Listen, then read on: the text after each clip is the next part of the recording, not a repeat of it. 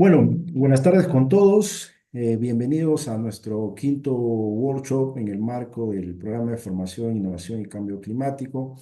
Hoy tenemos un invitado muy especial, un invitado de lujo, que nos va a hablar sobre temas muy interesantes en torno a la Amazonía y en torno a la modificación de la ley forestal y el debate que hay en torno a este tema. Entonces, para nosotros es muy importante escuchar todas las versiones, ¿no? Y a partir de eso, digamos, tener un acercamiento más fino a la realidad.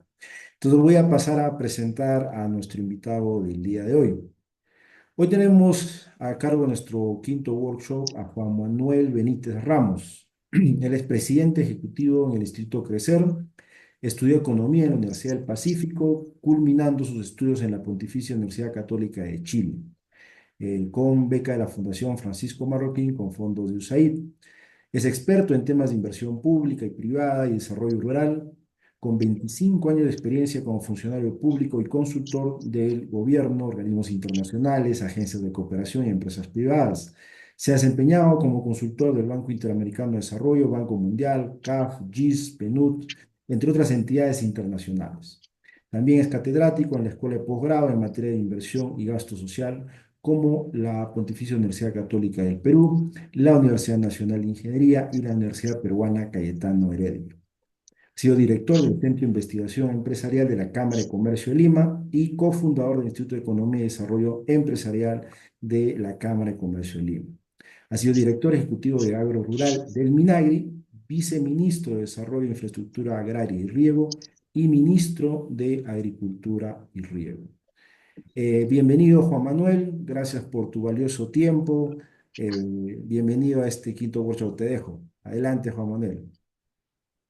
Bueno, muy buenas tardes. Muchas gracias por la invitación y eh, espero que podamos compartir algunas ideas, experiencias, inquietudes sobre un tema que me parece muy relevante como es el cambio climático y obviamente las medidas que están tomándose aquí en el país y cómo podemos influir positiva o negativamente también en la solución de este problema definitivamente nos ocupa a toda la humanidad, ¿no? Yo voy a partir, si lo tienen bien, con una presentación. Voy a ayudarme de una presentación. Es un poco larga, pero voy a tratar de ir relativamente rápido por algunas diapositivas, básicamente para que ustedes tengan información, creo yo, suficiente para tomar sus propias, digamos, para tomar sus propias decisiones en lo que les corresponda o también para formar un criterio sobre ciertos temas que, como dijeron bien al inicio, creo es relevante poder escuchar distintas opiniones. En mi modesto, digamos, quehacer, yo he tratado de recoger aquí evidencia, he tratado de recoger aquí información verificable, porque creo que es la mejor manera de debatir y eventualmente, por supuesto, también dar mi opinión sobre ciertos temas. Cuando abramos el debate, ustedes podrán preguntarme y yo encantadísimo de aclarar algunas cosas si es que también he ido muy rápido en algún punto. Parto con un título un tanto sugerente para no concentrarnos exclusivamente en defender o atacar el cambio en la ley forestal, sino más bien plantearlo de una visión de lo que nos debe motivar a todos, que es cómo conservar y regenerar naturaleza sin morir en el intento, sin que sigamos perdiendo este activo tan maravilloso que tenemos en el país, especialmente en la Amazonía. ¿Cuáles son los retos que están detrás? ¿Cómo afrontar esto? ¿Desde qué perspectivas podríamos mirar la solución? No tanto quedarnos en los diagnósticos. Entonces, este título me va a permitir a mí poder enfocar la presentación mostrándoles a ustedes los problemas que hemos tenido, o sea, el transcurso en el tiempo de lo que ha venido siendo la normativa forestal, pero también los conceptos que están detrás de las propuestas de solución que se están planteando ahora y que podrían plantearse en el futuro también. Y en esta misma diapositiva de inicio, quiero también centrar un poco en lo que va a ser la tesis de discusión desde mi punto de vista, ¿no? Escucharon un poco en la presentación, yo soy economista.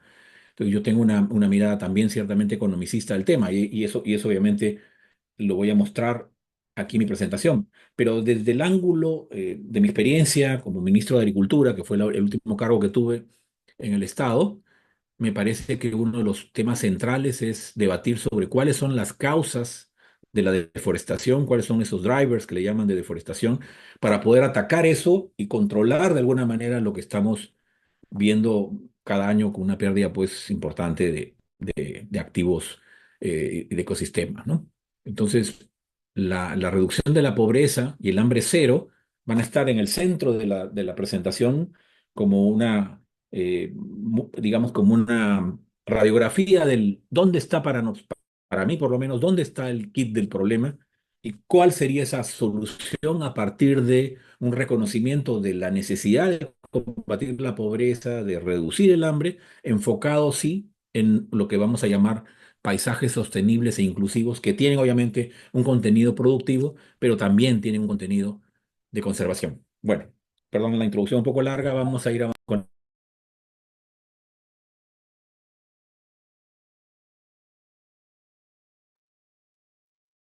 la estructura.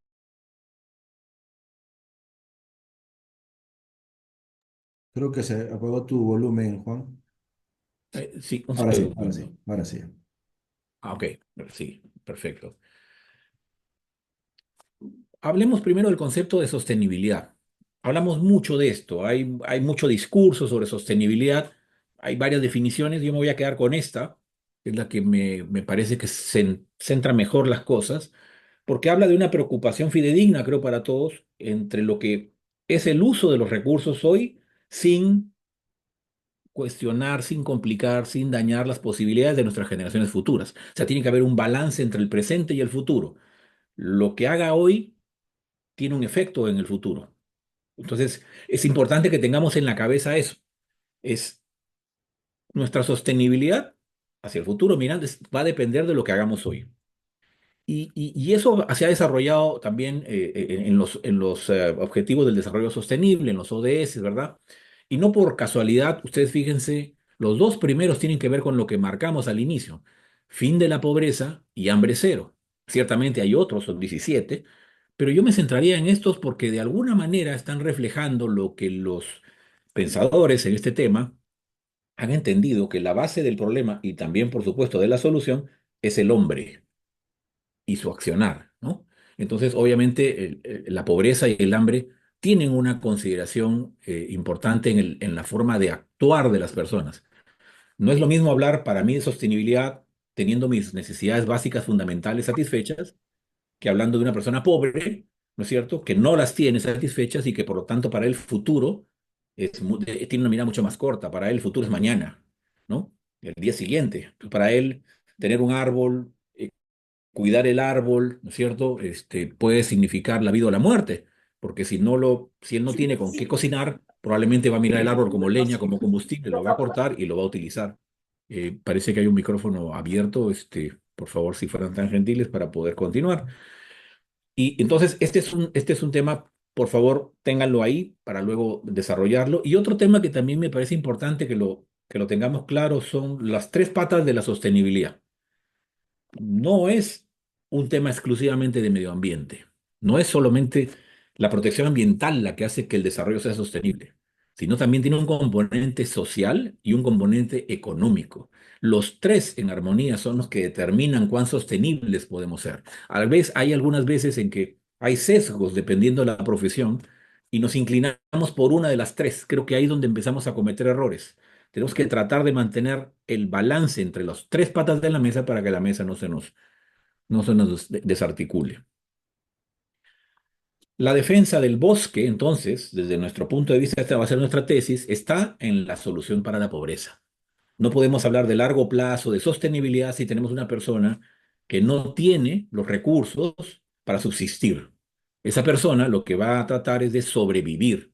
Y en ese sentido, tomen en cuenta este dato, 54% de la población de la selva, de nuestra Amazonía, está en condiciones de vulnerabilidad. Quiere decir que hay un componente fuertísimo de pobreza que es la que presiona, y ahora vamos a ver algunas cifras, sobre el bosque. He querido resumir aquí entonces algunas de las causas, ¿no? Hablando de un árbol de problemas y causas, efectos de la deforestación. Yo he recogido estas, podrían haber otras, pero las he ordenado de alguna manera que a mí me parecen lógicas. En principio, una fuerte presión migratoria, y van a ver ustedes, además lo pueden comprobar en nuestra historia desde los años 70 más o menos, con el gobierno militar, se impulsó mucho la conquista de la Amazonía, incluso desde antes, pero creo que se empezó con mucha fuerza en esa época, ¿no? Incluso el presidente Belaúnde, que viene después, habla de la marginal de la selva, ¿no es cierto? Las carreteras son las que conducen a las personas. Y luego el presidente Fujimori, con los desplazados por la violencia terrorista. Luego vinieron las fronteras vivas de Alan García y así sucesivamente. Ha ido permanentemente propiciándose la mayor migración de espacios donde hay menos oportunidades, ¿no? Hacia la Amazonía, donde es mucho más, digamos, entre comillas, sencillo. Tener tierra, ¿no? Entonces, hay migración, es importante, ¿no? Pocas oportunidades en las zonas de donde proviene la mayoría de la migración, sierra principalmente, ¿no? Incentivos para poseer grandes extensiones de tierra. Ya van a ver ahora en la normativa que voy a compartir con ustedes, el Estado ha sido muy laxo para entregar constancias de posesión y títulos, ¿no? Y ya vimos también el impacto, el tema social, que es el desplazamiento por la violencia terrorista. Pero a esto lo acompaña también una muy baja rentabilidad de la agricultura pequeña y migratoria, porque los suelos de la Amazonía son suelos pobres. 2, 3 años se acaba la capa, digamos, útil, y si no tenemos el dinero para nutrir el suelo, si no podemos fertilizar, se nos acabó la agricultura, entonces hay que ir más allá, cortar bosque nuevamente, volver a sembrar y utilizar digamos, la capacidad natural que tiene, y así sucesivamente. Y es por eso que hemos llegado a tener 12 millones de hectáreas deforestadas y apenas se están usando en agricultura entre 2 y 3. Entonces, estos suelos pobres, esta escasa capacidad de hacer inversión y créditos, porque a pesar que tenemos mucha posesión, no hay titulación de tierras en su mayoría, y eso nos está llevando a una situación en la que no podemos pedir créditos, o si conseguimos créditos son muy caros, y por lo tanto no le estamos dando mucha importancia al tema tecnológico, tenemos una agricultura pobre. Mucha presencia de actividades ilegales es otro factor. Las actividades ilegales están llevando también a que la migración, que no encuentra rentabilidad en la agricultura pequeña de pan llevar, se vaya metiendo en actividades ilegales, como la siembra de coca, o la minería ilegal, o la tala ilegal, etcétera, etcétera. Entonces, también eso es otro factor que presiona sobre el bosque y que tiene que ver con lo que está al lado, que es la alta informalidad, ¿no? Donde hay informalidad, hay actividad ilegal. Están casi de la mano. No podemos decir que todos los informales son ilegales, pero casi es seguro que donde hay informalidad alta, la ilegalidad también reina. Es como las casas abandonadas donde uno entra, ¿no es cierto? Y no hay luz y están los bichos caminando por la cocina, pero cuando uno prende la luz, los bichos desaparecen. La luz es la formalidad y es lo que se necesita llevar o necesitaríamos llevar a la Amazonía para lograr que estas actividades ilegales sean desplazadas.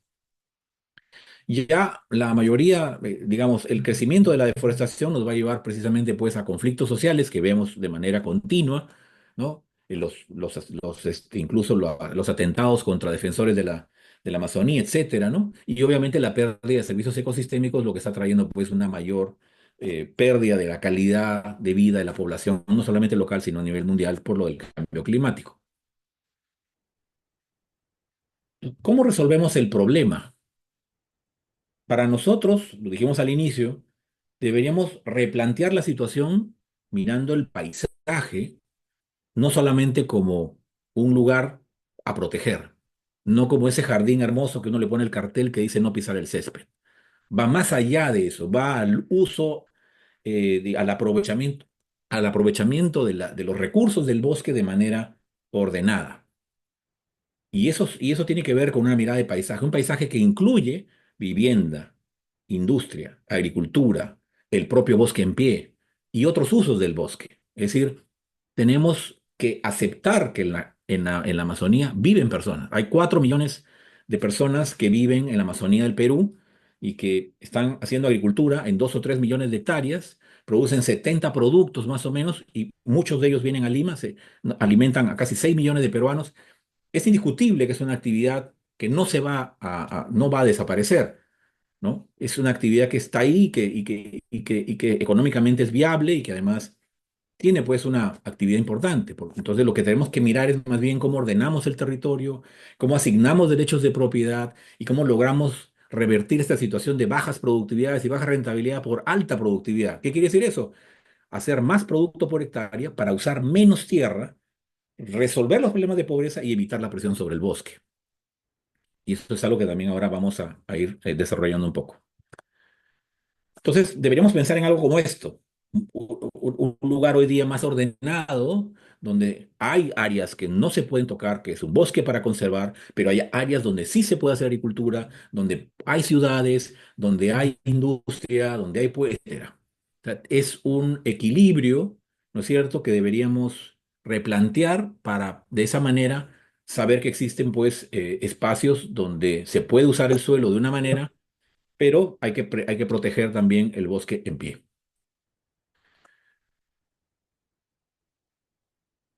Vamos a mirar ahora si todo esto que hemos dicho, que suena tan maravilloso, es posible en el ordenamiento legal peruano. ¿Qué es lo que ha ocurrido? ¿Cuáles han sido las tendencias? ¿Y por dónde es que está en este momento eh, el tema? ¿No? Y quiero, antes de empezar a hablar de normas y números de normas y eso, les quiero contar un poco sobre dos conceptos que van a ser clave que ustedes tengan en mente y que los puedan revisar para que entiendan por qué ha sido todo este debate que se dio durante el año pasado por el tema del cambio en la ley. Uno es la clasificación de tierras por su capacidad de uso mayor. ¿Qué es esto?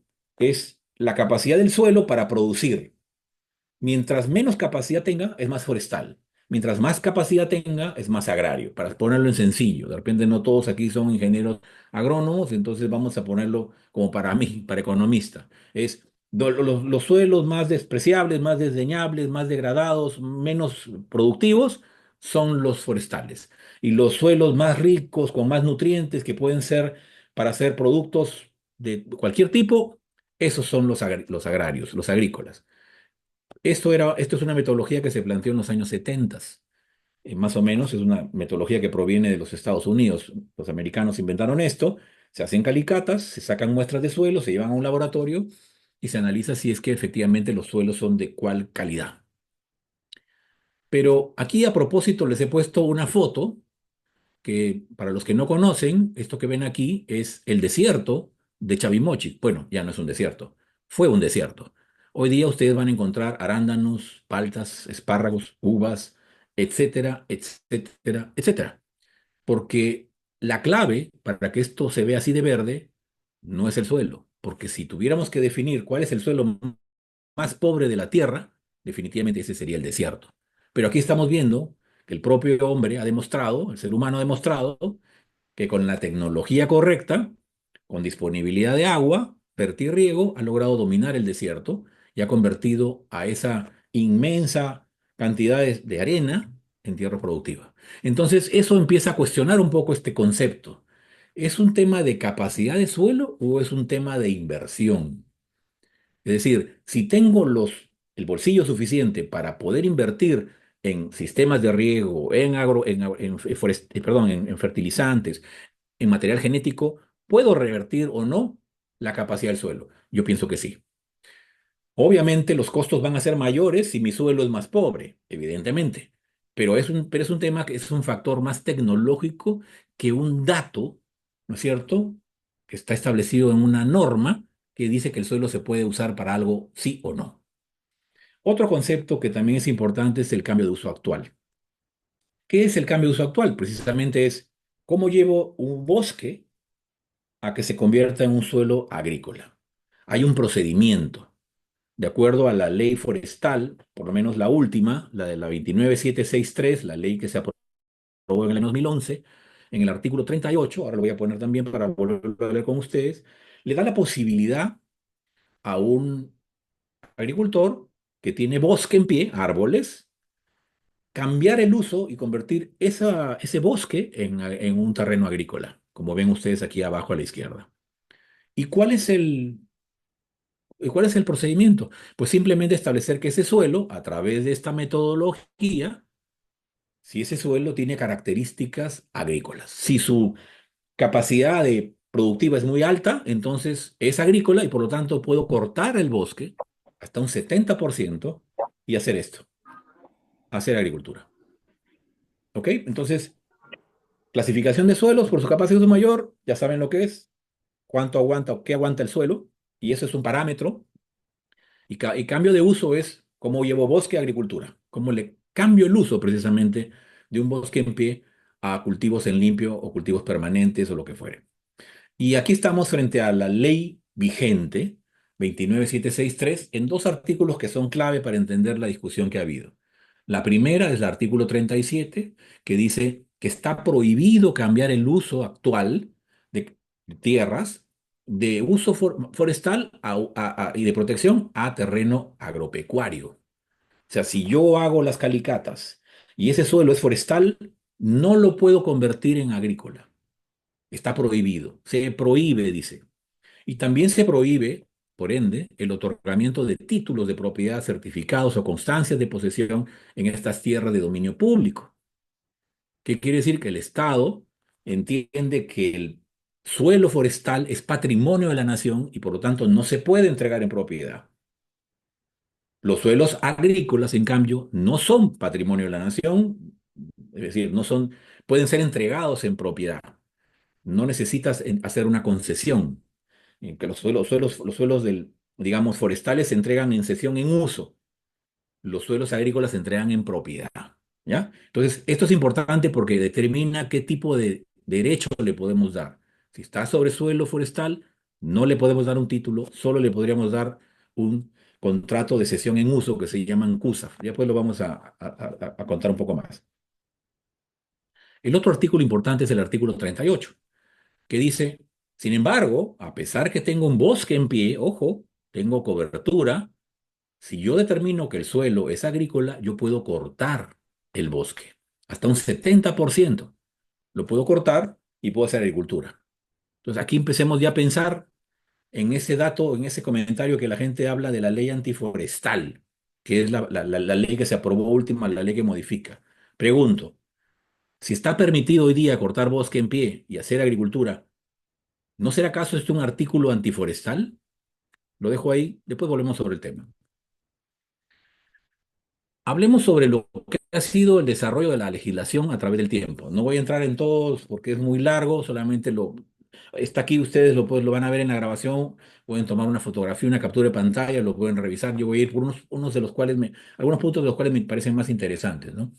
Esto es sobre propiedad y limitaciones. Fíjense ustedes en el decreto legislativo del 653, ¿no? Son tierras rústicas aquellas que se encuentran ubicadas en la zona rural, que están destinados, son susceptibles de serlo para fines agrarios y que no han sido habilitadas como urbanas. Primer dato, las tierras rústicas son las tierras para agricultura. ¿Ok? Y un dato aquí interesante es el artículo 41. Dice, las tierras en zona de selva y ceja de selva se adjudicarán a título oneroso. Las tierras con aptitud forestal se regirán por la ley sobre la materia. Vamos a ver después que la ley sobre la materia decía que no se pueden otorgar derechos de propiedad sobre terrenos forestales. Entonces, aquí esta es una norma que se sacó para promover la propiedad agraria, la propiedad agrícola, ¿no es cierto? Recogiendo que, digamos, las tierras rústicas van a ser para hacer agricultura. Y también se han dado otros decretos o leyes que han ido en la misma línea, siempre promoviendo ¿qué cosa? La expansión de la frontera agrícola. Si ustedes miran todos estos dispositivos, ¿no es cierto? Hasta la última, la ley 31145, que es de formalización de la propiedad, ¿cuál es el común denominador? Todos reconocen derechos. Los que tenían constancia de posesión, es decir, si alguna vez invadieron una tierra, recibieron luego una constancia de posesión, ¿cómo podían pasar a convertirlo en títulos? Entonces, la mirada que ha tenido el Estado desde los años 90, incluso antes, siempre ha sido de expansión de la frontera agrícola. Más agricultura, más productos, no solo en la costa, como los grandes proyectos de irrigación, también en la selva. ¿Ok? Entonces, ese es otro dato. Sobre el cambio de uso y el famoso CETECUM, fíjense ustedes, la primera ley forestal que yo tengo conocimiento, por lo menos, fue la del año 1975. Fue el decreto legislativo 21147. ¿Y qué decía el artículo 5? Las tierras cuya capacidad de uso mayor sea forestal no podrán ser utilizadas con fines agropecuarios. Quiere decir que lo que dijimos hace un momento de la ley del 2011 no es nuevo. En el año 75, el Estado ya había tomado la decisión de que no se podía hacer cambio de uso sobre tierras forestales. Esto se repite en el año 2000 con la ley 27380. Dice exactamente lo mismo en las tierras de aptitud, perdón, patrimonio forestal, los recursos forestales y de fauna silvestre mantenidos en su fuente y las tierras de Estado cuya capacidad es mayor forestal, con bosques o sin ellos, integran el patrimonio forestal de la nación. No pueden ser utilizados con fines agropecuarios. Bien claro. Y ya vimos el artículo 37 de la ley 29763, la leímos hace un momento, no lo voy a repetir, que dice lo mismo. No se puede hacer agricultura en suelo forestal y no se puede dar títulos. ¿Ok? Y aquí abajo están los decretos supremos que reglamentan estas leyes que ustedes pueden analizar y van a ver también ahí que refuerza lo que acabo de decir. Es más, le otorga al Ministerio de Agricultura la tarea, le da la tarea de definir cuáles son los suelos que sí se pueden titular y cuáles son los que no se pueden titular. ¿Cómo lo hace el Ministerio de Agricultura? A través de la aplicación del CETECUM, que ya ustedes vieron, la clasificación de tierras por su capacidad de uso mayor. Entonces yo les hago una pregunta. Si el Estado desde el año 75 sabía que los suelos forestales no se pueden dar en titulación, ¿por qué ha entregado títulos? Porque hay constancias de posesión sobre suelos forestales. Porque hoy día tenemos casi el 75% de los suelos de la Amazonía que están haciendo agricultura sobre suelos forestales. Y todos, o con títulos o con constancias de posesión. Todavía no me respondan, después lo podemos debatir. Pero aquí está lo que dice muy claro que no debió hacerse nunca. Pero también hablemos de lo que ha sido la parte ambiental. Que también es otro, acompaña, digamos, la política ambiental ha ido en la línea de ir justamente cerrando estas posibilidades de hacer uso indebido de los recursos naturales, es decir, del patrimonio de la nación, y por eso desde el año 2012 se aprobó el primer reglamento de gestión ambiental del sector agrario, ¿no? Y ahí aparecen los famosos PAMAS, que son los programas de adecuación de manejo ambiental. ¿Qué son los PAMAS? Pues los instrumentos ambientales que tiene que aprobar una actividad en curso. Porque cuando aparece el Ministerio de- del Ambiente en el año 2008, ¿no es cierto? Ya había agricultura. Agricultura hay desde los incas. Entonces, obviamente, ya había actividad en curso. Algo había que hacer para que esa actividad en curso pase a formalizarse el punto de vista ambiental. Entonces se crearon los PAMAS, ¿ok? Aquí están los PAMAS. Pero interesante porque en el primer decreto supremo del Ministerio del Ambiente determina qué actividades pueden acogerse a un instrumento de adecuación ambiental, es decir, cómo reconoce la formalidad de una operación agrícola desde el punto de vista ambiental y publica una lista. Y fíjense ustedes lo que dice en el número 2. Dice, proyectos agrícolas en tierras de aptitud forestal permanente y de protección. Pero a ver, ¿no habíamos dicho desde el año 75, luego en el año 2000, que no se podía hacer agricultura en suelo forestal? ¿Cómo es posible entonces que en esta lista aparezcan, del MINAM, aparezcan proyectos agrícolas en tierras de aptitud forestal permanente y de protección? Y no solamente quedó ahí, en el año 2011 aparece una nueva lista actualizando la anterior, bajo el título de Producción y Transformación Forestal, y miren lo que dice en el número 35, cambio de uso del suelo con fines de ampliación de la frontera agrícola. Nuevamente refuerza la idea de que sí se puede hacer agricultura sobre suelos forestales, sí puedes cambiar el uso. Y en el 2019, una nueva lista aparece bajo el punto de vista, el punto otros. Aparece en el número 32 proyectos del sector agricultura y riego que se localicen dentro de áreas naturales protegidas o en sus zonas de amortiguamiento, ecosistemas frágiles o en acantilados costeros en zona de reglamentación especial, donde se haya comprobado la presencia de restos arqueológicos, etcétera, etcétera, etcétera.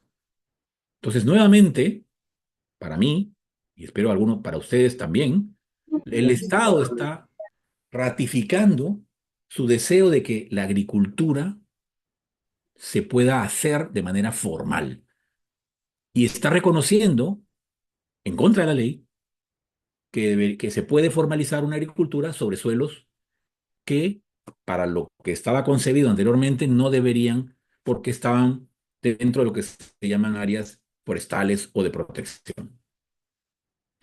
Hoy día ya se aprobó el regasar en el 2024, entonces esto aquí me quedé un poco antiguo, habría que actualizarlo, pero ya el regasar nuevo se ha actualizado con respecto a la modificación de la ley forestal. Entonces no lo voy a tocar ahora para dejarlo para las preguntas. En resumen, para que entiendan lo que acabo de hablar un poquito, lo voy a desmenuzar así en dos grandes líneas de análisis legal. La ley forestal por un lado y la ley del ambiente por otra. En la línea forestal queda claro entonces que no se puede hacer agricultura en suelo forestal, ¿no es cierto? Para eso, en todo caso, habría que tener un proceso que es el cambio de uso, ¿no? Donde solo para el caso de suelos agropecuarios, probados a través de la metodología CTCUM, sí se podría cortar bosque hasta un 70% y dejar 30% de cobertura, ¿no es cierto? Si esto no es así, la agricultura no es viable y por lo tanto no debería permitirse que continúe, debería ser paralizada. Si estás en suelos forestales, estás fuera del marco de la ley. La ley del ambiente dice que todos los sectores deben formalizarse también desde el punto de vista ambiental. Y para eso, en el caso del Ministerio de Agricultura, del sector agrario, hay dos reglamentos, el de capacidad de uso del suelo, el CTCUM, y el reglamento de gestión ambiental, que solo acepta la adecuación para tierras que son agropecuarias. No puede ir en contra de la ley. Y el reglamento de capacidad de uso lo que hace es, a través de estudios de suelos que son aprobados por el ministerio, certifica que la agricultura está sobre suelos que son agrarios y por lo tanto puede continuar su procedimiento. Si los suelos no son agrarios, entonces, ¿qué va a pasar con la agricultura? Debería ser paralizada, sancionada, cerrada o cualquier otra sanción. Es más, hay un artículo en el Código Penal, el artículo 310, que dice, será reprimido con pena privativa de libertad no menor de 4 años ni mayor de 6 años y con prestación de servicios comunitarios de 48, o 40 a 80 jornadas, el que sin contar con permiso, licencia, autorización o concesión otorgada por autoridad competente destruye, quema, daña, tala, en todo o en parte bosques u otras formaciones boscosas. ¿Qué quiere decir? Que los agricultores que estén haciendo agricultura sobre suelos forestales, por lo tanto están fuera de la ley, que no tienen cambio de uso porque no les podrían haber otorgado un cambio de uso, el permiso me refiero, porque ya es porque están sobre tierras que no podían ser usadas para hacer agricultura, ¿dónde deberían estar? En la cárcel. Sobre eso, además, tenemos recientemente, bueno, ya no tan reciente, el año pasado, el reglamento de la Unión Europea que prohíbe importación de áreas que son deforestadas hasta el 31 de diciembre del año 2020. Es decir, si tú deforestaste un día antes, no hay problema. El 1 de enero del 2021 ya no puedes. Pero también dice que hayan sido producidos de conformidad con la legislación pertinente del país. ¿Y eso qué significa? Significa derechos de uso del suelo, significa protección del medio ambiente, significa normatividad relacionada con los bosques, etcétera, etcétera, etcétera. Pregunto, después de lo que hemos visto, ¿la agricultura de la Amazonía del Perú cumpliría con esto? No, por lo menos no en el 75%, por lo menos, algunos dicen que es un poco más. Entonces, ¿cuál debería ser, en resumen, para que los que han entrado un poco después puedan entender, en un esquema, digamos, correlativo, cuál debería ser el procedimiento que debería seguir el Estado para que los que hagan agricultura no tengan problemas? Primero debió hacer el CTCUM, porque eso es lo que manda la ley. Hago el CTCUM, yo estado y digo qué áreas son agrícolas y qué áreas no son agrícolas.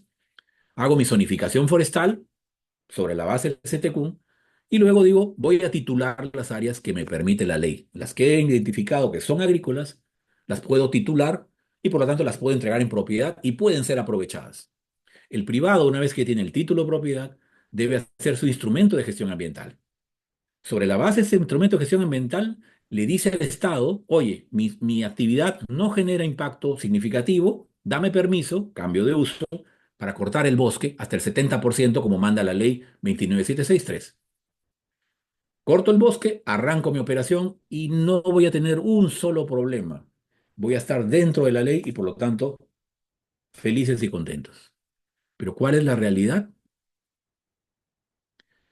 La realidad es que nuestras unidades agropecuarias tenemos, a ver, se me está un segundito para mover esto, porque no ya. ¿Cuántas unidades agropecuarias tienen instrumento ambiental presentado? 551 en todo el país. 551.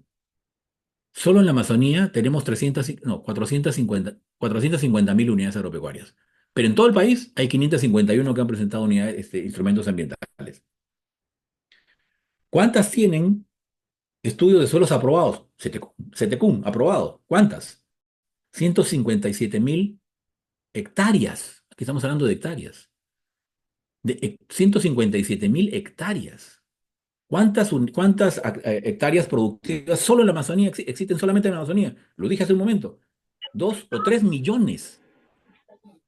Pero aquí tenemos 157.000 que tienen estudios. ¿Y cuáles son, además? Miren qué interesante, es otro dato que puede ser anecdótico, pero que interesante. Justamente las que tanto acusan, las plantaciones de palma aceitera, son las que tienen los instrumentos adecuados aprobados, los estudios de suelos aprobados, ¿no? Y otro dato interesante, ¿cuántos ingenieros están registrados para hacer estudios de suelos en todo el país? 54. 54 para todo el país. En fin. ¿Cuántos cambios de uso ha otorgado el Estado? ¿Cuántas hectáreas tienen el permiso? Aquí está desde el año 2014, podemos ir un poquito hacia atrás, pero en estos 8 años solo se han autorizado 7.000 hectáreas. 7.000 hectáreas tienen autorización. Por lo tanto, los demás serían ilegales. En resumen, ¿cuántos tiene CETECUM? Menos del 1% del total de las tierras agrarias. ¿Cuántos tienen cambio de uso? Menos del 0,35% del total de las áreas. ¿Cuántos IGAs presentados hay? ¿O cuántas unidades han presentado IGAs? Menos del 0,2%. IGAs es instrumento de gestión ambiental. Menos del 2%. En resumen, no hay zonificación. Si ustedes pueden entrar al portal de Serfor, van a encontrar que solo tiene 20% de avance. No hay CTCUN, acaban de ver ustedes, no hay CTCUN, el Estado no ha hecho su trabajo. No, y titulación sí ha hecho, titulación ha hecho más del 50% de predios en todo el país. Y por lo tanto, ya vieron ustedes lo que pasa con los instrumentos ambientales, menos del 0,02% de las unidades agropecuarias.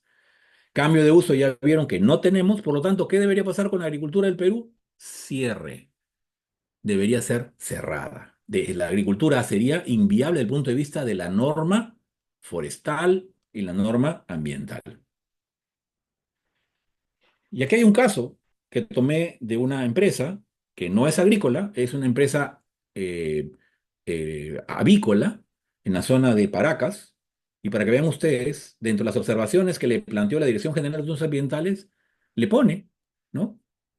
Aplicando el reglamento de clasificación de tierras que diga, con información cartográfica, cuál es el tipo de suelo o el cambio de uso que tiene. Ustedes han visto cuál es la situación, conforme a lo establecido en el artículo 37 y 38. ¿Qué va a pasar con esta empresa avícola que no tiene cambio de uso y que no tiene CTQ? Debería ser cerrada. ¿Qué es lo que se afectaría? Miren lo que está en juego. Estos son datos oficiales, los tomé de una presentación que es pública, que hizo la ministra Jennifer Contreras en el Consejo de Ministros. Y puso cuántas unidades o cuántas hectáreas o qué porcentaje de las tierras de la Amazonía tienen aptitud agraria a un nivel 1 en 100.000, que es una escala que no es la que yo les mostré hace un momento, porque la norma exige 1 en 25.000. En 1 en 100.000, para tener una idea, el 64% de la agricultura estaría en suelos no aptos en la Amazonía.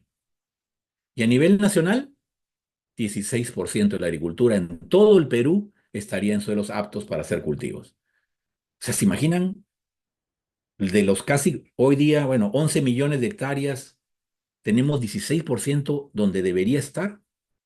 El 70% de lo que consumimos en el país proviene de nuestra agricultura, aquí, del país, de lo que produce nuestra agricultura familiar. ¿Sería inviable? Ah, para irnos un poco más a la Amazonía, la deforestación anual en promedio es de 165.000 hectáreas por año.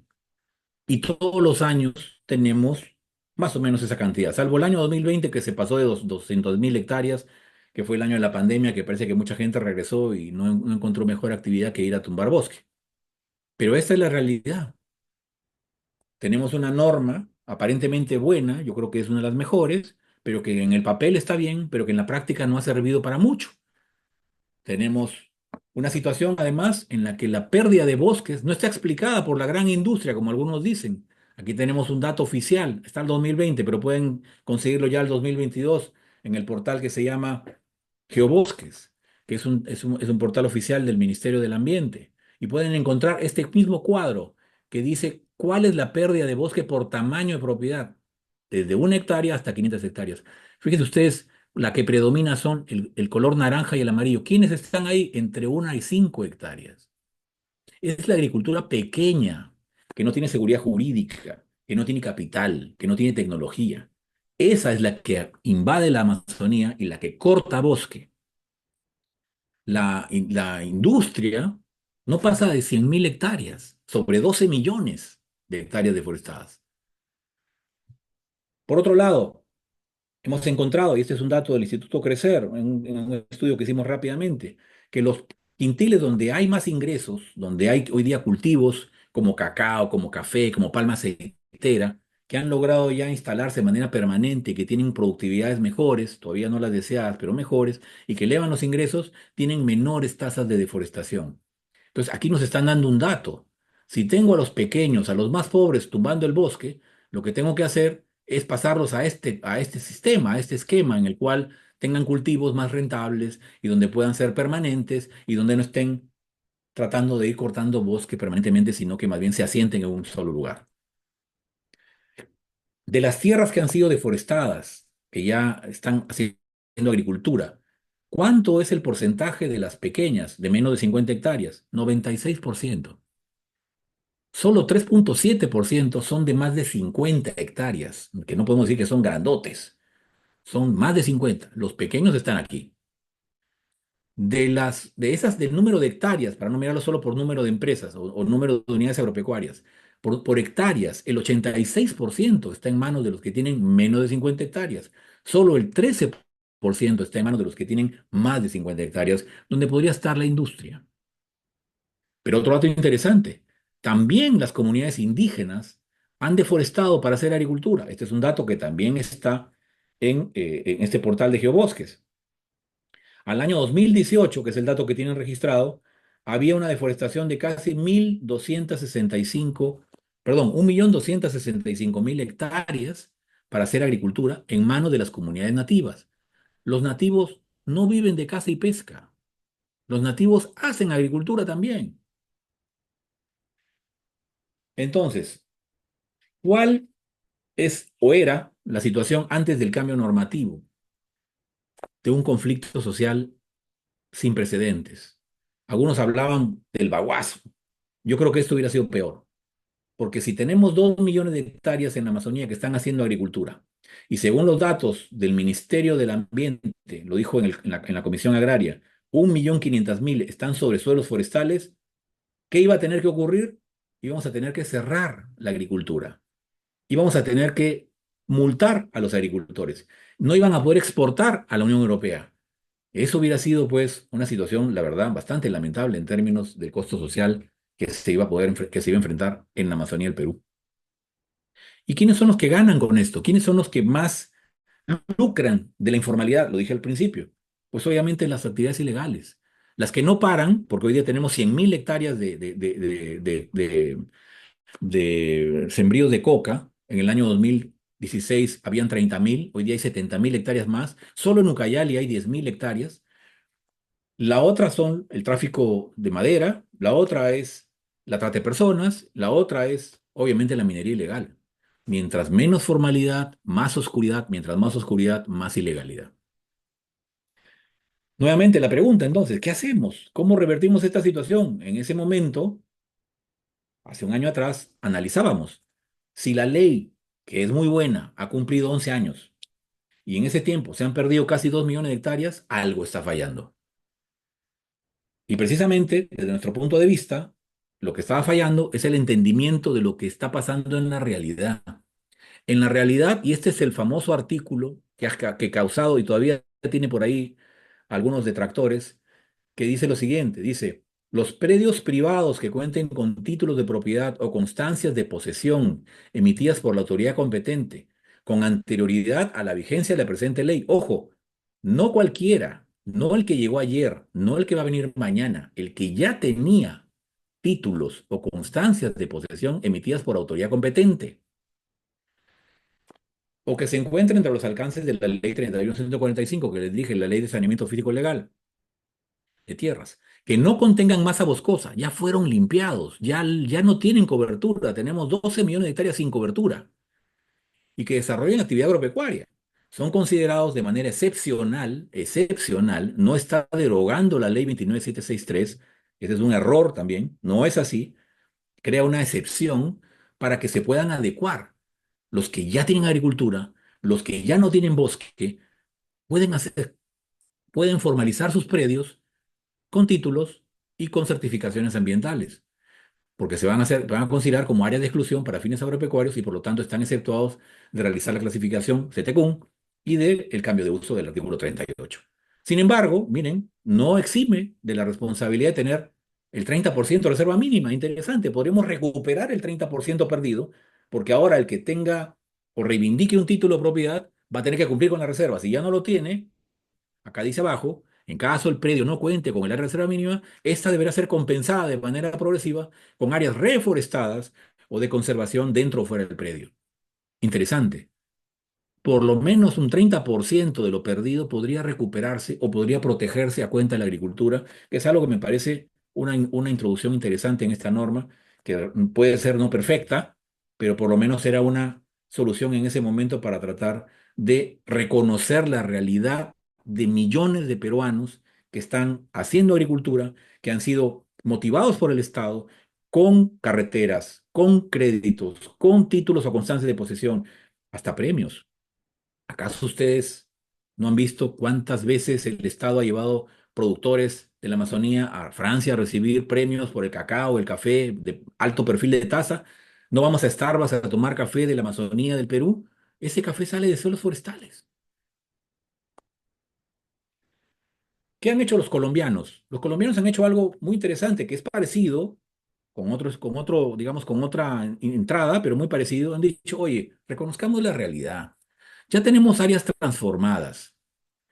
Tenemos agricultura familiar. Quitémosle pues el área de bosques naturales y construyamos un área de actividad agropecuaria. Creemos una frontera donde ya hay agricultura, no podemos retroceder el tiempo. No hay máquina del tiempo que nos permita retirarles permisos, retirarles créditos, quitarles las carreteras, quitarles la propiedad. Eso es imposible.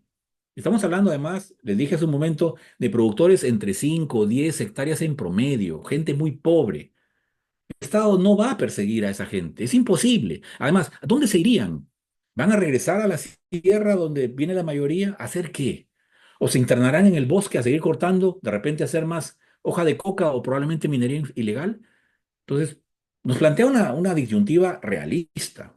Por lo tanto, el Estado, en Colombia por lo menos, lo que dijo es, vamos a llegar a este producto protegiendo bosque, pero reconociendo la realidad.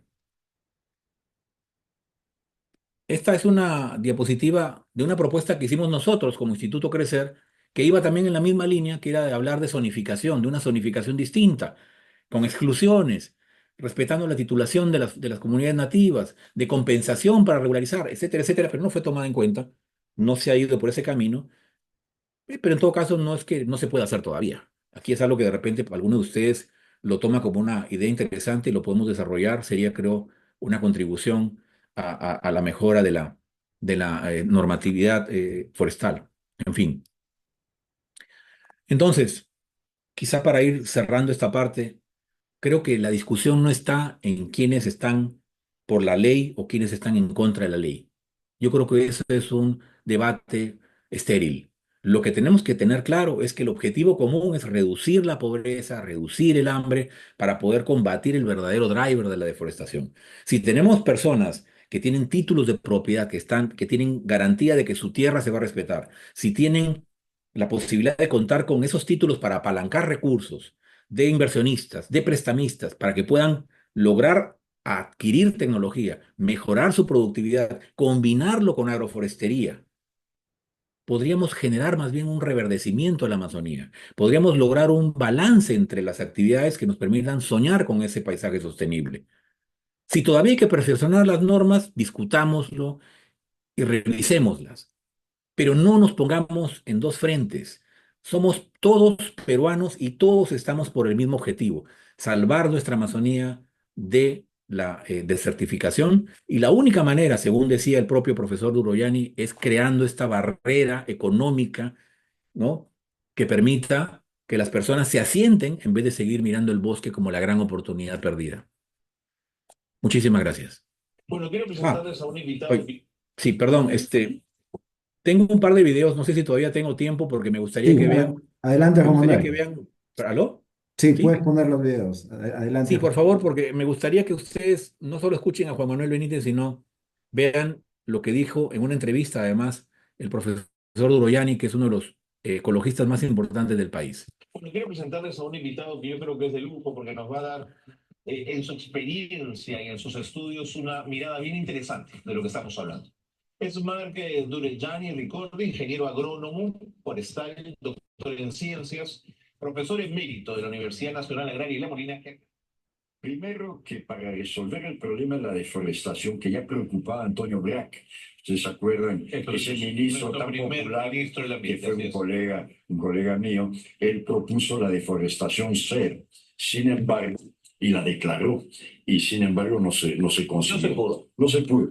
Nosotros sugerimos que sí se puede si se titula a los invasores que han destruido los bosques que hemos visto y que estando encima de ellos no son dueños de esos bosques, no son de los bosques, ya no hay, de la tierra que deforestaron.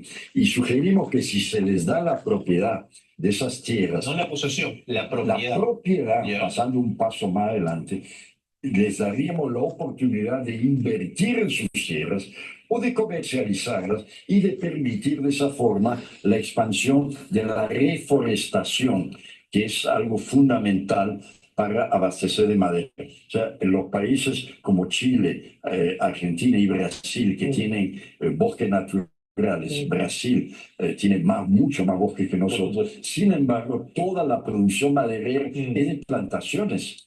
No es del bosque natural. Chile exporta pino, pero los bosques naturales de Chile no son pino. Entonces, entiendo. Esta propiedad es para ustedes, corten los árboles, pero siembren inmediatamente. No corten los árboles, y ya los han cortado. Ya, ok. Son invasores que no tienen títulos de... Siembren ahí. Siembren ahí, cultiven, se le da asesoría técnica, se les da crédito, que hay 12 millones de hectáreas de forestal en la Amazonía, pero solo se cultivan 3. Solo hay 3 millones de hectáreas que cada año producen algo. Y sin embargo, en lugar de aumentar la productividad, o sea, en la misma hectárea producir más, avanzan sobre el bosque continuamente. Esta propiedad que se entregaría marcaría una frontera. Una frontera agroforestal. Agroforestal. Inclusive ese es el nombre que tiene, determinar, fijar la frontera agroforestal. Fijarla. Por eso es que estamos planteando, como dije al comienzo, que exista titulación de tierras, aunque sean de actitud forestal, pero sirvan para plantación, sirven para agroforestería y sirven en verdad para cualquier Y cultivo. con esa titulación puede hacer un préstamo bancario, puede Exactamente. Puede vender, puede alquilar, puede comprar más, puede, en fin, permite un desarrollo que es lo que ahora está completamente frenado. Y eso permitiría realmente estabilizar la producción y evitar el avance sobre el bosque natural, que es al final la preocupación central. Porque si se sigue avanzando como ahora, ya está bien demostrado, llegando al 18, 20, quizás hasta 25%, el proceso de desertificación no tiene retorno. Doctor Dolilla, le damos una cosa. Véngase cuando quiera a conversar este programa, que las cosas importantes hay que hablar. Con mucho gusto, sí, porque... En vez de andar en las tonteras y en las peleas menudas de esto, tenemos que hablar. Y finalmente, un video que va a ser un resumen muy corto, unos 3 minutos, por favor, y con eso damos pase a las preguntas. La Amazonía peruana es un territorio de increíbles paisajes, ecosistemas y fuente de trabajo para 500.000 de familias en el agro. Seguridad alimentaria para 6 millones de peruanos. Contiene la más amplia y hermosa diversidad de flora y fauna del planeta, aportando cerca de 70 productos agropecuarios, entre los que destacan el café, el cacao y una gran variedad de frutas. La agricultura de la Amazonía peruana aporta 5.000 millones de soles anuales como valor bruto de la producción y unos 1.300 millones de dólares en exportaciones por año. No obstante, también existen 12 millones de hectáreas que han perdido su cobertura boscosa y solo 2 millones se usan para la agricultura. Entonces, la buena noticia es que no se necesita cortar un solo árbol más para mantener o aumentar la producción. Sin embargo, la pobreza que se ha potenciado por la alta informalidad es lo que amenaza el bosque. Los suelos de la Amazonía son pobres y se requiere capital para hacerlos productivos. Sin seguridad jurídica que permita conseguir créditos o atraer inversión, los agricultores seguirán avanzando en el bosque. Pero, ¿cuál es el problema? ¿Por qué no se formaliza el agro y se evita pérdidas económicas, costos sociales y mayor deforestación? El Estado, quien fue el que promovió la ocupación del territorio, entregando derechos de propiedad, asistencia técnica, créditos, carreteras y otros bienes y servicios públicos, ahora, casi en forma retroactiva, exige que los productores agrarios hagan estudios de suelos a su costo para comprobar si sus tierras en producción son aptas para la agricultura. Y, además, que acrediten qué permisos gestionaron para hacer su actividad. Si el agricultor no tiene sus permisos en regla y al realizar los estudios de suelos se determina que está haciendo agricultura en suelo forestal, aunque ya no exista bosque ahí, el Estado va a sancionarlo con multas o cierre de operaciones e incluso demandarlo por el delito contra los bosques y enviarlo a la cárcel. Es decir, que todo ese desarrollo agrario que nos llena de orgullo y esperanza podría desaparecer, generándose una crisis económica y social sin precedentes. Esto se sumaría a lo que ya viene ocurriendo con los fenómenos naturales, lo cual podría traer escasez de alimentos y la elevación de precios. Según cifras oficiales, cerca del 75% de las tierras dedicadas al agro en la Amazonía están en suelos forestales. Es decir, más de 375.000 familias de pequeños productores agrarios serán castigadas. Ahí donde existe 60% de pobreza rural. ¿Y a qué se dedicarían estas familias que ya no podrán hacer agricultura? ¿Se detendrá la deforestación? ¿O por el contrario, esta podría aumentar si el Estado fuerza a estas familias a internarse más en el bosque, pasando a la clandestinidad? ¿Quién asumirá los costos económicos y sociales de las familias desplazadas? Adicionalmente, a partir del 2024, la Unión Europea va a condicionar la compra de productos a la formalización del agro. Y eso, en este momento, representaría una pérdida de aproximadamente 700 millones de dólares por año para el país. Por ello, se requiere urgentemente la aprobación de un marco legal que formalice a los agricultores, lo cual los arraigaría a su tierra. Además, les permitiría conseguir créditos o inversionistas para desarrollar cultivos permanentes y de alta productividad, evitando que se siga deforestando la Amazonía.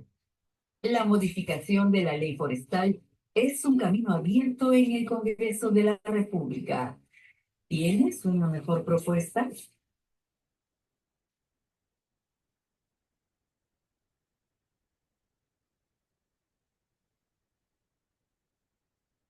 Bueno, con eso hemos terminado la presentación, así que quedo a su disposición para contestar preguntas. Muy interesante, Juan Manuel. Tenemos la primera pregunta de Jorge Carlín, que ha alzado la mano, y también en el chat creo que te han dejado dos preguntas. Adelante, Jorge. Hola, hola, ¿qué tal, Juan Manuel? Muy bonita tu presentación, felicitaciones primero. Y también gracias a la Escuela de Líderes Ambientales también por esta excelente presentación. Mi pregunta va un poco por la parte personal, porque he tenido la oportunidad de estar en Madre de Dios, en la zona de La Pampa, habrás escuchado mucho el tema ya, quizás muy viciado, pero algo importante. Bueno, yo me dedico siempre al sector técnico automotriz. Y yo fui a dejar unas maquinarias allá por un tema de contratación, dejé volquetes, maquinaria pesada, y me contrataron para hacer los servicios técnicos. No, nunca pensé que esos servicios técnicos se iban a hacer para meterme dentro de la selva, tumbar los árboles, eh, como es hacer pozos para la minería ilegal, y pues algo que no lo sabía porque inicialmente pues me contrataron para un servicio muy ajeno a esto, ¿no? Pero al ver la cantidad, yo lo he visto en carne propia, ver la cantidad de animales que salen disparados, o sea, que salen pues muy aterrados de su zona de vivencia normal y convertir esos bosques netamente en zonas áridas, porque una vez que ya están extraídos, el oro que encuentran ahí absolutamente queda en cero, o sea, queda prácticamente desértico, un desierto. Quería preguntarte qué hacer con todo eso, ¿no? Porque hasta ahora siempre me ha venido a mi mente, o sea, ¿por qué no reutilizar esa zona? Porque está prácticamente, como se puede decir, acuartelada por una serie de rocas y piedras que han quedado, en hacer una zona donde pues se pueda considerar, al menos yo digo, el Estado lo sigue viendo como zona árida y no ha hecho nada hasta ahora en reforestar o ver la forma de recuperarlo. No hay nada. Y los agricultores que estaban, tenían cerca sus zonas por ahí han sido también, les han quitado la zona de agrícola, ¿no? Porque tenían bastante lima, bastante, incluso plantas naturales de la zona que venden. Prácticamente fueron expulsados junto con parte de la minería ilegal.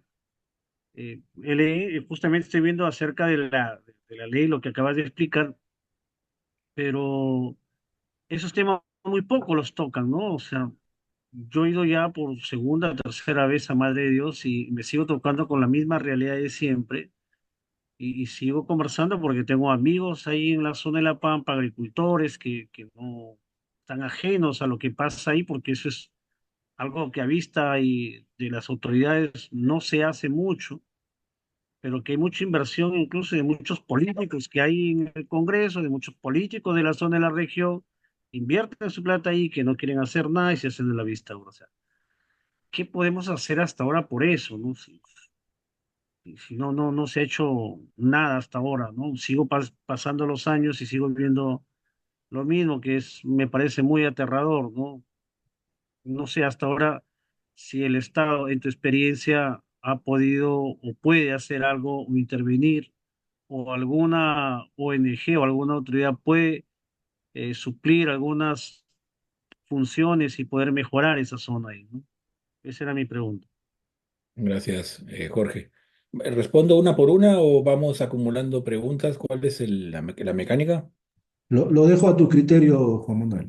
Ok, entonces le respondo mejor porque si no también después me olvido yo de las preguntas. Ya los años pasan. A ver, bueno, el tema de Madre de Dios es un caso bastante más complejo, ¿no? Que el resto de la Amazonía porque el nivel de degradación al que llega con la minería ilegal, con el uso del mercurio y todo es pero realmente brutal, ¿no? Sin embargo, lo que yo me atrevería o ensayaría como respuesta es, eh, ya es una tierra que ha perdido capacidad. Que recupere el bosque que había ahí ni en 100 años, ¿no? Según lo que yo he conversado con otros especialistas, es muy complicado, solo naturalmente muy difícil, o sea, tiene que ser inducido.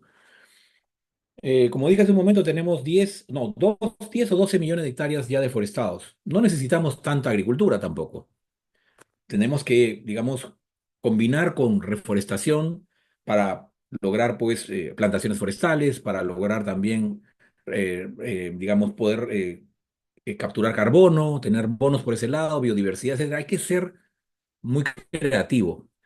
Por ejemplo, te voy a dar un caso. En este momento, en una zona cerca a Pucallpa, que se llama Amaqueya, este próximo fin de semana, me va a tocar ir para allá, se está haciendo un primer piloto donde el Estado y la inversión privada se están sumando y la cooperación internacional sobre 26.700 hectáreas, 26.700 que hoy día son un desierto prácticamente, ¿no?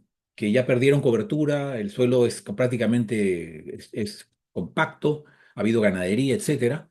Entonces, lo que se va a hacer ahí es, la inversión privada está interesada en trabajar productos, palma aceitera, cacao, azaí, y por supuesto también maderas. Y el sector público estaría en la capacidad de trabajar con los pequeños productores, no para que vendan su tierra, porque esa no es la idea, sino para generar cadenas de valor, que esos pequeños puedan tener propiedad primero, puedan conseguir créditos, para eso el Estado podría poner algunos fondos de garantía y los privados pueden dar líneas de crédito más baratas, están en la disposición de hacerlo, traen material genético, dan asistencia técnica y van a generar ahí plantaciones, que son ya combinaciones en agroforestería, como dije, de palma aceitera con madera, o de cacao con madera, o de otros cultivos, de tal manera que se construye este paisaje que les mostré en parte de la presentación. Entonces vamos a hacer como si el reloj se invirtiera. Un poco vamos a llevar lo que es el modelo Chavimochi, que les mostré también en una de las fotos del desierto de Perú, que se convirtió en verde. Ahora vamos a ir, curioso, ¿no? A reverdecer la Amazonía. Ese desierto lo tenemos que volver a convertir en una zona verde, pero un verde combinado, ya un verde con producción, ya un verde como era antes es difícil, además muy cerca de una ciudad más complicado. Hay que reconocer que la actividad productiva es necesaria, pero hay que hacerla de manera sostenible. Ya vimos que sostenibilidad no es solo un cliché. Sostenibilidad es una forma de operar, una metodología de actuar. Pongamos industria, pongamos agricultura con reforestación, combinados, creemos como se dice, una simbiosis de actividades positiva y que eso nos permita también tener ingresos, cambiar la vida de esas personas. Si esas personas que viven ahí hoy día, con ese desierto que no vale nada, que captura cero de carbono, entienden que esta otra forma de entrar, digamos, a hacer producción con un mercado cerca como la industria, y que en 15 años puede cambiar completamente esa zona, si ellos lo ven como algo que vale la pena, lo van a apoyar. Ese modelo deberíamos replicarlo en distintas partes del país. Probablemente sea una opción, Jorge, llevarlo a Madre de Dios. Claro, van a haber que considerar pues, ciertas condiciones, la accesibilidad, ¿no es cierto? También el tema de cuán degradados están los suelos, para qué podrían ser útiles esos suelos, para qué tipo de cultivos, pero por lo menos en la metodología, en la estrategia, creo que es la correcta. Plantear, poner en valor los suelos de la agricultura, de la Amazonía que ya están degradados, ponerlos en valor y convertirlos en activos productivos y ecosistémicos. Esa es la manera, creo yo, que hay que hacerlo y hay que hacerlo así de concreto. Este viernes que viene, fin de semana próximo, se va a hacer este anuncio, vamos a tener un primer piloto. Espero que nos vaya bien y espero que vamos a replicarlo. Muchas gracias, ¿eh? Me parece que hay dos preguntas aquí. Zanja, me parece, que no sé si está con nosotros todavía, pero me puso aquí. Sí, Juan ingenieros. Manuel habló de evitar que continúe la desertificación de la Amazonía. ¿Cuántas hectáreas de desierto hay actualmente en la selva? Mira, tenemos, como dije, 12 millones de forestados, ¿no? 12 millones de hectáreas. Se usan solo 3 en hacer agricultura o 2, como ha dicho Duraines y 3, yo creo que son 2 según las cifras del INEI. Sin embargo, desertificación, no podría decirlo con certeza, pero por ejemplo, acabo de mencionar un espacio Amaqueya, prácticamente eso es un desierto. Tú lo ves desde el satélite y ves la tierra marrón.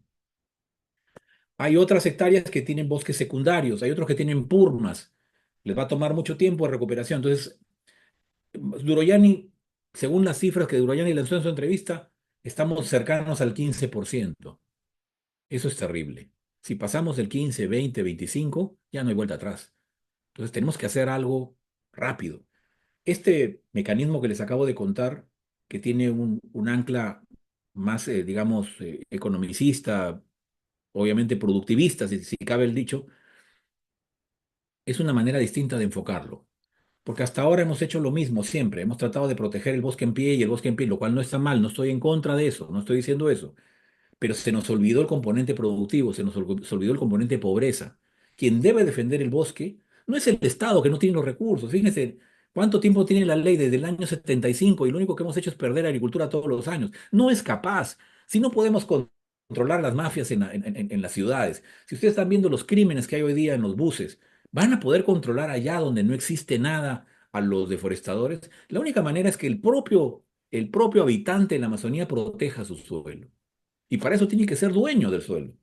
Yo tengo mi casa, yo compro mi bate de béisbol o mi pistola y me pongo en la puerta a cuidarla. Pero si yo no tengo derechos de propiedad, es muy frágil. Es muy frágil lo que pueden hacer ellos. Y sobre todo si les ayudamos a conseguir valor de ese suelo, ¿no es cierto? Que para empezar, con título de propiedad, el valor de la tierra debe subir de entre 1 y 5 veces, por lo menos. Así de fuerte es. Podemos generar emporios de formalidad.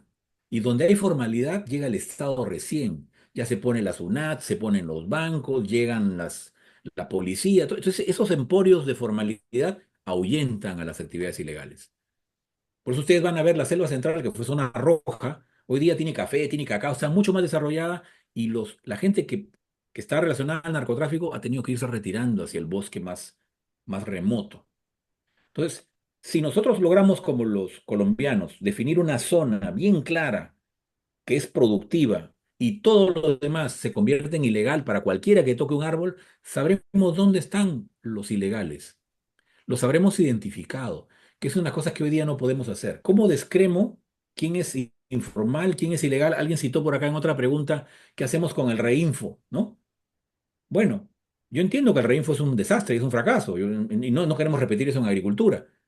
Pero la agricultura no es igual que la minería. La agricultura del Perú nos da de comer. Esa agricultura, ya lo dijimos hace un momento, 70 productos vienen de ahí. 5 millones de valor bruto de la producción sale de la Amazonía. Alimenta a 6 millones de peruanos. Esos productores necesitan y merecen que los formalicemos. No es lo mismo que un minero ilegal, es distinto. Pero además, ellos no han tenido esa oportunidad. Por lo menos en la minería se han hecho intentos que no han funcionado. Aquí lo que tenemos que hacer es darles un título, pero con carga. Es decir, si no cumples con el compromiso de reforestar o de mantener tu bosque en pie, te quitamos el título. Esa es la diferencia, porque vamos a saber dónde está ubicado. El minero ilegal es invisible, se mueve. El agricultor no se puede mover, tiene su espacio definido y lo tienes que anclar con un cultivo permanente. Entonces va a ser mucho más difícil que él pueda hacer o invisibilizarse, me parece. Perdón. Hay otra, Permite- Me hay otra, permite, sí. vamos a ver. Eh, Zanja, adelante. sí, soy Santos Jaimes, amigo de Edney, Perdón, como dices Zanja, yo te pensé que era tu nombre. amigo tuyo. Edney.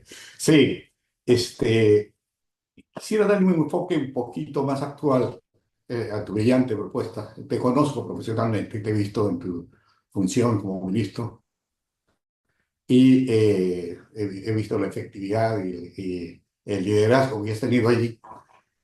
Pero la actual es otra cosa. Eh, La economía austríaca, como sabes, ha salido y ha determinado que mucha de la acción estatal está frenando el desarrollo en vez de promoverlo. Eh, Analizando así profundamente el tema de la Agenda 2030 y el ODS, los ponen como dos actitudes estatizantes que son freno para el desarrollo de la sociedad. Tú sabes que la Agenda 2030 en Europa ya ha producido un tremendo problema para la agricultura y quieren proyectárnoslos acá al Perú. Teniendo de fondo eso, y por otro lado, tocando el tema de hoy día, el medio ambiente, si consideramos al Homo sapiens como parte de la fauna, entonces el ambiente tiene que considerar al Homo sapiens como protegible para su avance y su crecimiento. pero no su crecimiento bajo la tutela del Estado y las regulaciones. Justamente la economía austríaca va contra toda regulación, porque quiere la menor intervención del Estado y el mayor riesgo de la propiedad privada. Al cuentapropista, como lo llaman, al que trabaja por su cuenta, reconocerse el derecho a la vida, el derecho a la libertad y el derecho a la propiedad es suficiente y empieza a trabajar. Entonces, en la selva que lo conocemos, estoy hoy desde el 62, he participado en la toma de Tornavista para la reforma agraria, me acuerdo. O sea, algo a poner de negativo en mi currículum. Y entonces conocemos la selva y no hay una sola parte de la selva que haya sido desechada y desperdiciada. Lo que llamamos ahora los pastizales de los suelos sedimentados y compactados se llaman, ahora están produciendo cacao, después de que le metieron el quilífero. Ya en esa época, el CIPA, no sé si te acuerdas todavía del CIPA, eh, en esa época ya había metido el quilífero a 70 centímetros bajo el suelo y removió la capa, pero hay zonas que no se puede hacer eso porque son lateritas completamente arcilla, ¿no? Así es que eso tiene que dejarse su evolución propia y escuché hablar de que no va a producir en 100 años. 100 años es poquísimo tiempo para la humanidad, ¿no? Y viniendo o entrando nuevamente a nuestro tema de la deforestación, no puede o no debe existir regulaciones que frenen la iniciativa privada de nuestros agricultores, de todos los niveles. Escuché que así es una relación de 12 millones a 1 millón productivo. Es justamente lo que en el ciclo solar los incas lo utilizaban y lo están utilizando en nuestras alturas, en nuestras estepas andinas, que siembran papa cada 11 años, ¿no? Siembran y retornan al 11.º año, justo que coincide con el ciclo del campo magnético solar que favorece para que vuelvan a su etapa inicial. Entonces, no hay que preocuparse mucho por lo forestal. ¿Qué es lo que tenemos ahora en lo forestal? Son los árboles sin valor, porque todo el material forestal de valor ya ha sido extraído. Y lo hemos visto, lo hemos comprobado. Entonces son tierras sin valor. Y el hecho de clasificar de que aptas para la agricultura y aptas para la forestación, lo van a hacer los mismos agricultores. Ellos saben exactamente dónde sembrar y no sembrar. Entonces, Juan Manuel, una invitación a que entres a incorporar dentro de la gran capacidad que tienes y el respeto, el reconocimiento que te reconozco como persona y como profesional, eh, te invito a incorporarte a las nuevas corrientes económicas y sociales del mundo y ahí entrar con el Perú y con gente como tú que sabe pensar y sabe decidir es diferente saber pensar y saber decidir. Eh, y sabe decidir, de la que estás tú, que has sido un excelente gestor público, ¿no? Entonces, incorporar a estas nuevas corrientes, dejar que los agricultores tomen el riesgo, que ellos vayan, ellos comprueben, ellos no se van a morir de hambre, pero no ponerle regulaciones. Argentina ha creado un ministerio de desregularización, ¿no? Europa está yendo por lo mismo, por bajar una cantidad de regulaciones. Y acá estamos por crear más regulaciones para proteger una foresta de árboles de bajo valor que están cubriendo suelos de altísimo valor agrícola.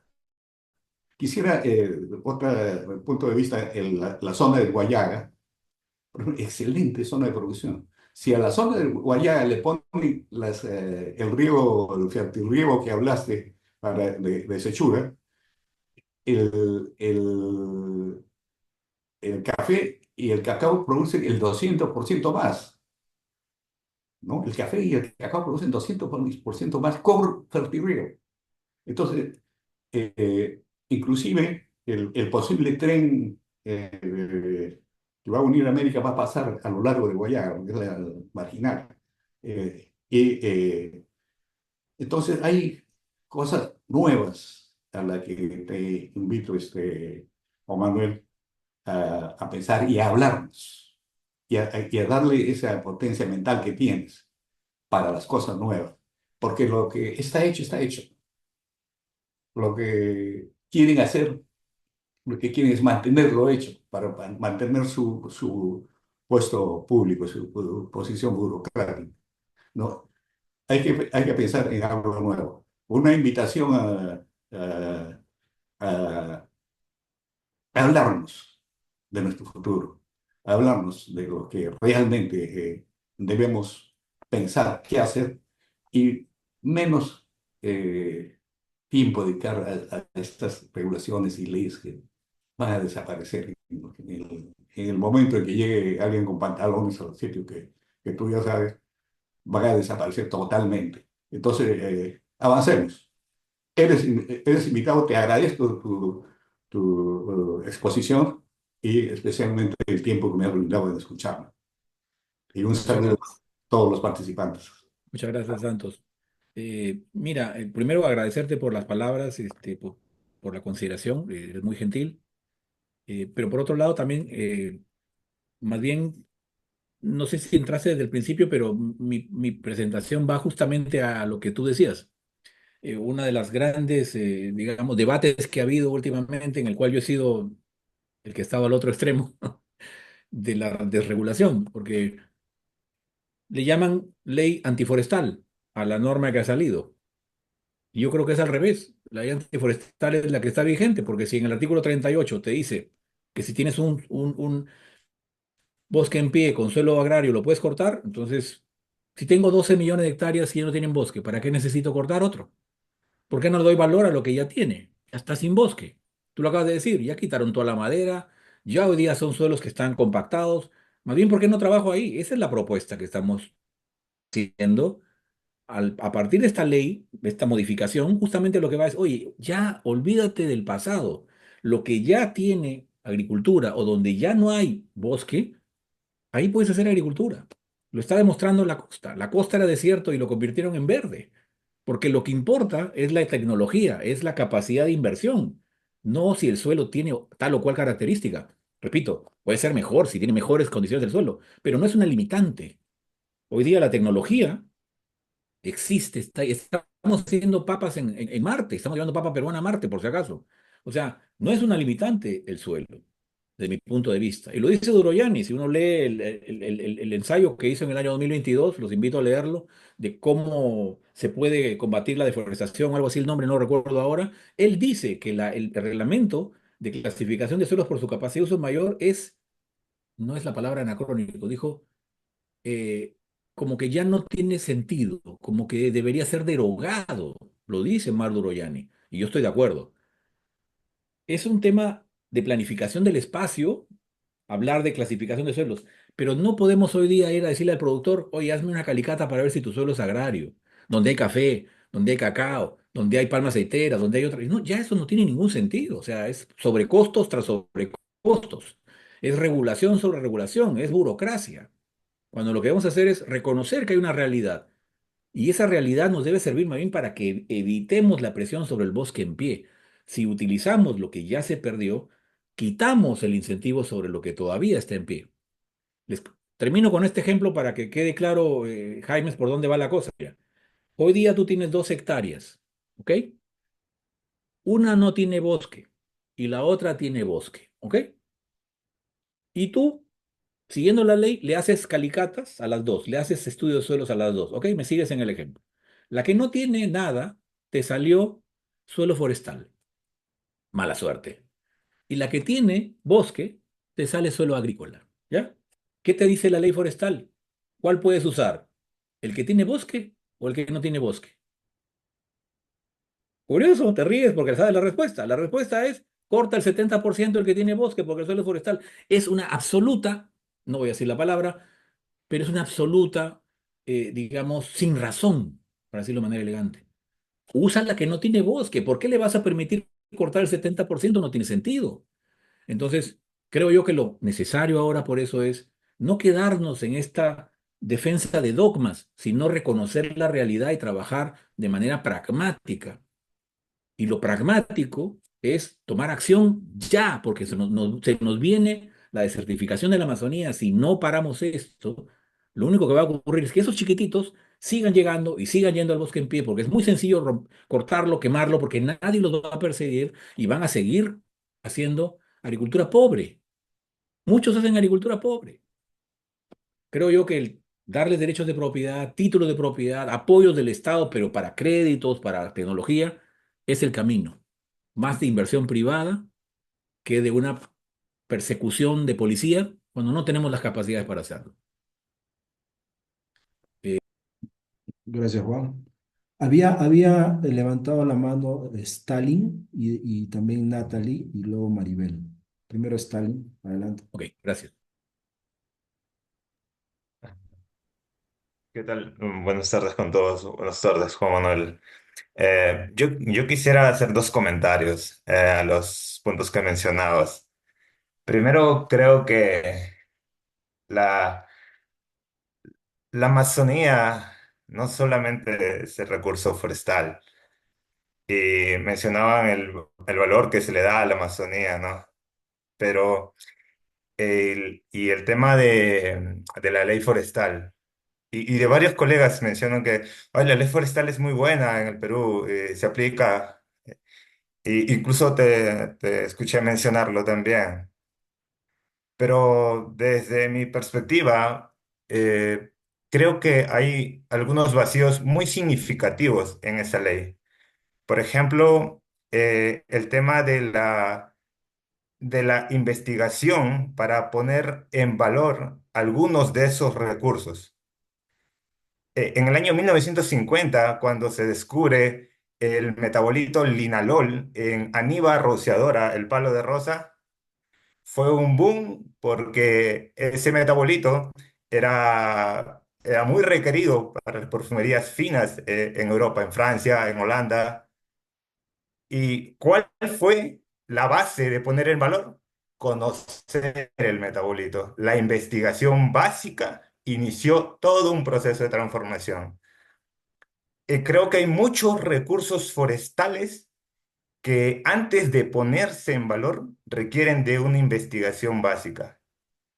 Y eso en la ley poco o nada lo menciona. Incluso en nuestro país cada vez se recorta más las investigaciones, los fondos para investigación que brinda Prociencia para el sector forestal, y hay tanta diversidad, pero tanta que poco se conoce de algo específico.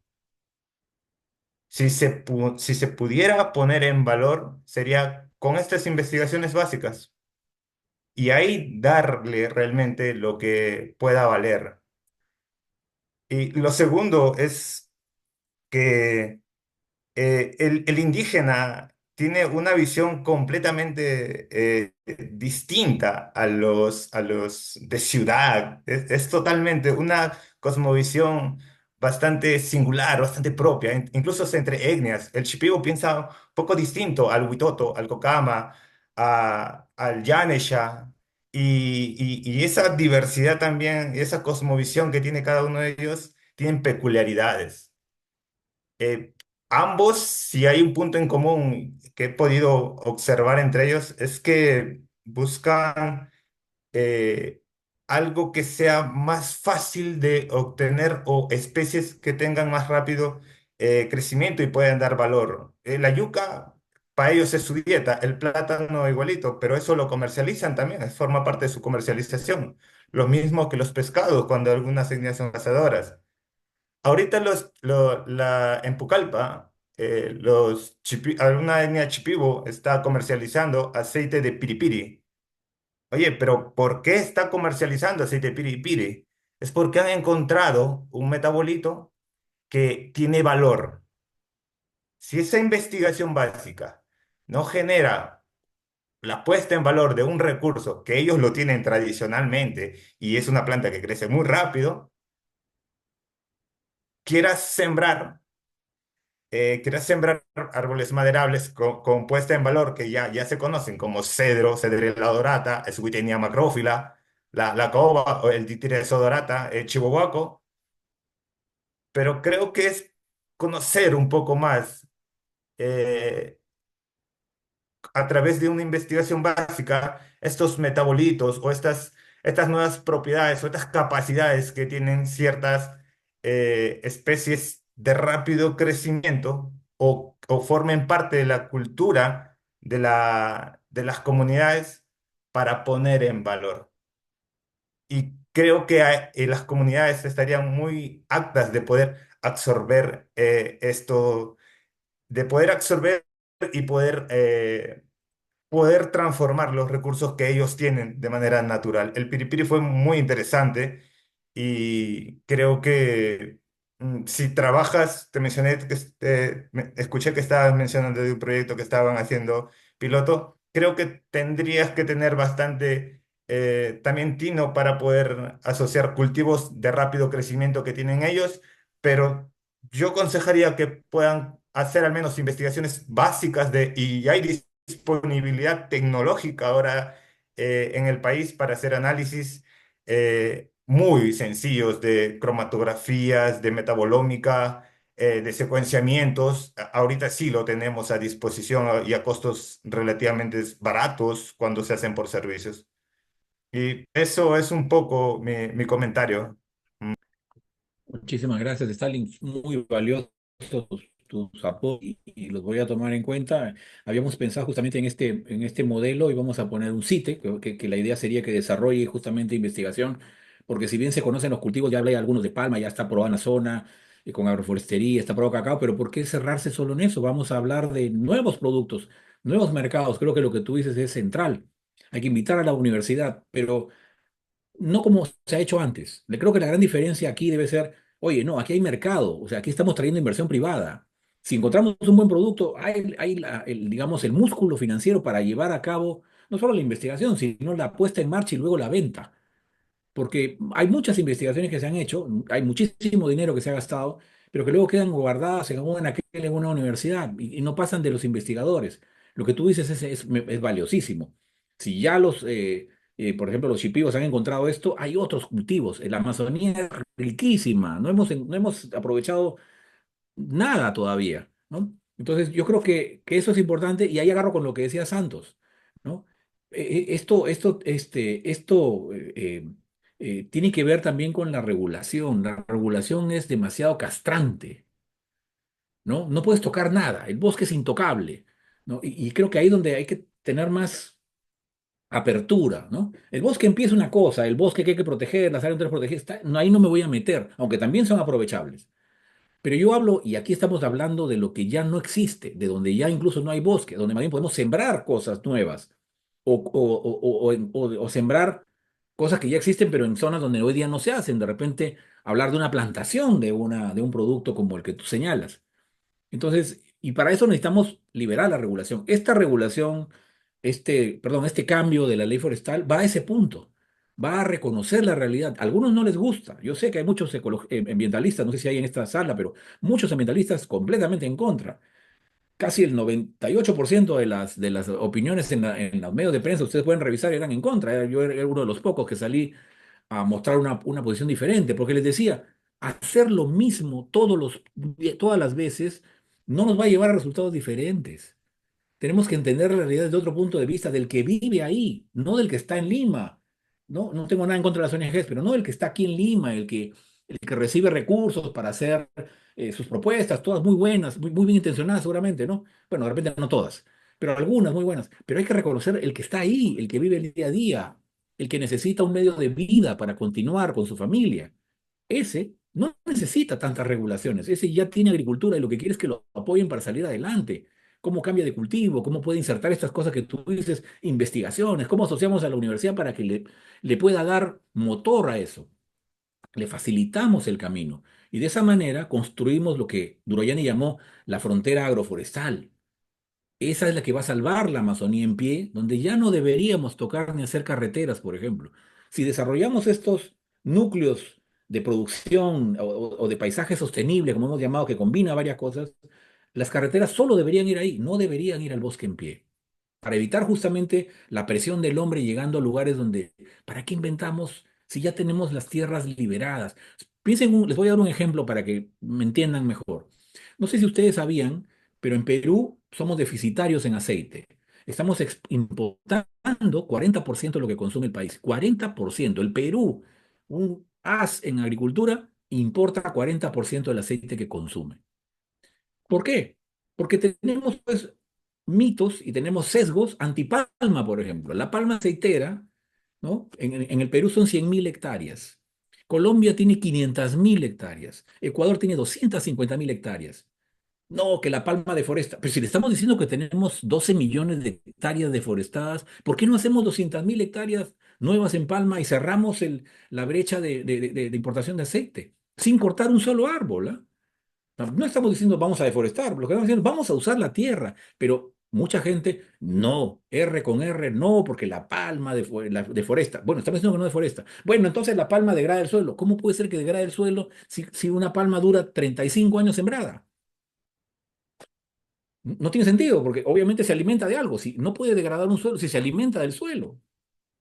Precisamente hay que nutrir el suelo. Eso necesita inversión.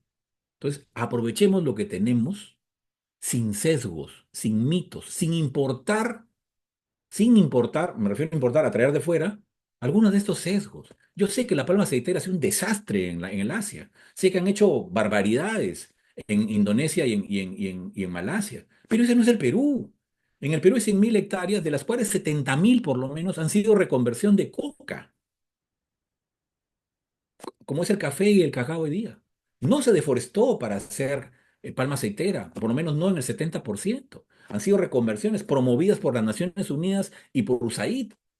Entonces, cuidado con los mitos, cuidado con los sesgos, no nos dejemos llenar la cabeza por cosas que dicen algunos en las universidades, hay varios acá y gran reputación de universidades, pero que repiten cosas, no investigan, no sustentan. Stalin, estoy contigo, creo que es lo correcto. Pongamos a la investigación, pero orientada al mercado, ahí donde hay los recursos, ahí donde hay personas que necesitan poner en valor sus tierras. ¿Quién más levantó la mano? Maribel Gálvez está levantando la mano. Adelante, Maribel. Buenas tardes. Bueno, estoy escuchando la ponencia al señor Juan Manuel y nosotros estamos en lo que es comunidades campesinas. Y dentro de la ley de comunidades campesinas, la comunidad, dice, la comunidad campesina es dueña de la tierra y representada por la asamblea, que somos pues los que habitamos las áreas comunales y nosotros somos los posesionarios de la tierra. ¿Cómo ahí quedamos con lo que es propiedad como comunidades? Estamos al norte de Perú, frontera con Ecuador. No, no Esta era mi estoy. pregunta. Ah, ok. Bueno, lo que le entendí es que hay un problema para titular predios dentro de una comunidad campesina, ¿verdad? Porque lo que son posesionarios. Bueno, ese es un tema que lamentablemente la norma esta no lo aborda, porque la norma lo que dice es, oye, para cualquier terreno que tenga posesión, cualquiera, y que ya no tiene bosque, que está haciendo agricultura, ya no le pidas que pruebe que es forestal, no, ya no, simplemente titúlalo, o sea, no dice titúlalo, pero dice, tiene las condiciones para ser agrícola, por lo tanto podría titularse, la ley no manda la titulación, pero sí allana el camino porque le está dando las características que exige la norma. Recuerden que se lo dije al inicio, el Estado solo puede titular suelo que es agrícola, no puede titular suelo forestal porque es patrimonio de la nación. Entonces, si estamos diciendo que los que ya tienen agricultura, hoy día con esta norma, ya son reconocidos como tierra agrícola, podrían titularse. Sin embargo, no estoy muy al tanto de la legislación de comunidades campesinas, si eso podría individualizarse dentro de los predios de una comunidad campesina. Yo entendería que es factible, pero es algo que no lo resuelve esta norma. pero creo que a la larga es lo que debería pasar. Las comunidades campesinas deberían migrar un poco también hacia una visión más cooperativista en todo caso, ¿no? O empresarial, donde los integrantes pueden tener propiedad, pero suman a una propiedad colectiva y pueden incluso hasta diversificar productos. Si tienen, en lugar de tener 1 hectárea cada uno, ¿no es cierto? Suman las 100 y lo que tienes es acciones sobre la propiedad de la empresa comunal. Y entonces lo que tienes ahora es la posibilidad de gozar de una renta de una administración profesional que esas, vamos a decir, 100 hectáreas puedes usar una parte para hacer madera, otra parte para hacer cacao, otra parte, y así sucesivamente. Entonces diversificas incluso y evitas los problemas de las alteraciones de precios de un producto. No te concentras en un monocultivo, sino que puedes diversificar tu riesgo. Entonces, quizás no va tanto el tema por el lado de la propiedad, no me quiero meter mucho en eso porque no soy un experto. Yo digo que hoy día yo creo que está allanado un poco el asunto con la ley que salió, pero pienso que deberían ir mirándolo como una situación más de una empresa, ¿no? Comunal, y más bien que los socios, en lugar de tener tierra, tengan acciones y son posesionarios, son dueños de las acciones de la empresa, por lo tanto son dueños del 100% de las tierras. Y de esa manera podrían tal vez llegar a tener un manejo profesional y diversificar su riesgo. Pero bueno, son decisiones obviamente de las juntas, digamos, de los directivos, ¿no? Solamente haría esa recomendación en todo caso. Gracias, Juan Manuel. Había levantado la mano Natalie Torres, no sé si estaba presente todavía para dar su opinión. Hola, ¿qué tal, Edwin? ¿Qué tal, Juan Manuel? Muchas gracias por la exposición. Bueno, más que nada el comentario que yo estaba haciendo, ¿no? Si sería una suerte como de Reinfo, que ha sido pues totalmente un fracaso, ¿no? Pero ya Juan Manuel dio un poquito su, digamos, su perspectiva respecto a ese tema. Y pues ya estaría absuelta mi consulta, ¿no? Lo que sí debo de acotar a todo esto es que yo trabajando bastante con comunidades también y estando muy de cerca en el día a día con ellos, porque estamos viendo proyectos de abonos de carbono por la zona de Loreto al menos, sí hemos visto bastantes problemas con respecto a esta ley. Em, digamos que ellos han entendido que ya les daba como que la apertura a los taladores ilegales, que también es totalmente una actividad nefasta y una actividad que impacta negativamente al medio, pues como que les había dado apertura a que ellos puedan seguir como que, eh, digamos, talando de una manera más indiscriminada o como que ya poniendo hasta cierta precisión o algo así como una lotización respecto a qué lugares podían ellos intervenir. Entonces, esa es la apreciación que se tiene por parte de las comunidades respecto a supuestamente la apertura que ha dado esta ley para que se siga acrecentando, ¿no? Este tipo de actividad que hace tanto daño también a las comunidades, al medio y pues también es totalmente ilícita, ¿no? Solamente podría aportar eso. Muchas gracias. Gracias, Natalie, por tu comentario. Como me diste la venia de que la primera parte ya está resuelta, entonces me voy a concentrar en la segunda parte de tu comentario. Y yo ahí, miren, de verdad quiero ser muy honesto, ¿no? Con ustedes. Hemos leído la norma juntos. No sé si, Natalie, estabas cuando puse el artículo, si no, lo vuelvo a poner y lo podemos leer Sí, juntos de nuevo. bueno, yo he tenido el entendido de la norma respecto a aspectos técnicos que en sí, ¿no? Ya Ok, estaban un poquito limitándose, ¿no? ok. Entonces, pero bueno, ese es el entendido que ellos tienen porque lo ven en campo, ¿no? Ven Ok, cómo hay acciones concretas. ahí voy, justo decía eso. Entonces, la norma es bien clara, pero sin embargo, y quiero ser muy honesto, los que estaban en contra han hecho una propaganda nociva de la norma. Por justamente tratar de bloquearla, han estado diciendo que esta norma va a permitir a los taladores ilegales deforestar la Amazonía, y eso es falso. Lo acabamos de leer. Es para los que estaban antes de la promulgación de la ley, o sea, antes del 12 de enero del 2024. Y esos dicen, no, pero entonces van a inventar constancia de posesión. Perdón, ¿y el satélite para qué está? El Ministerio de Agricultura ya mapeó todas las zonas donde hoy día, o donde a la fecha de la norma, había deforestación. Entonces, nadie puede venir a decir, yo tengo una constancia, yo puedo deforestar. Falso, porque hoy día se puede ver a 30 centímetros del suelo, se puede ver. El satélite peruano tiene llegada a, creo que son 50 centímetros, 70 centímetros del suelo. Hoy día hay tecnología para poder saber quién estaba antes de la norma y quién no.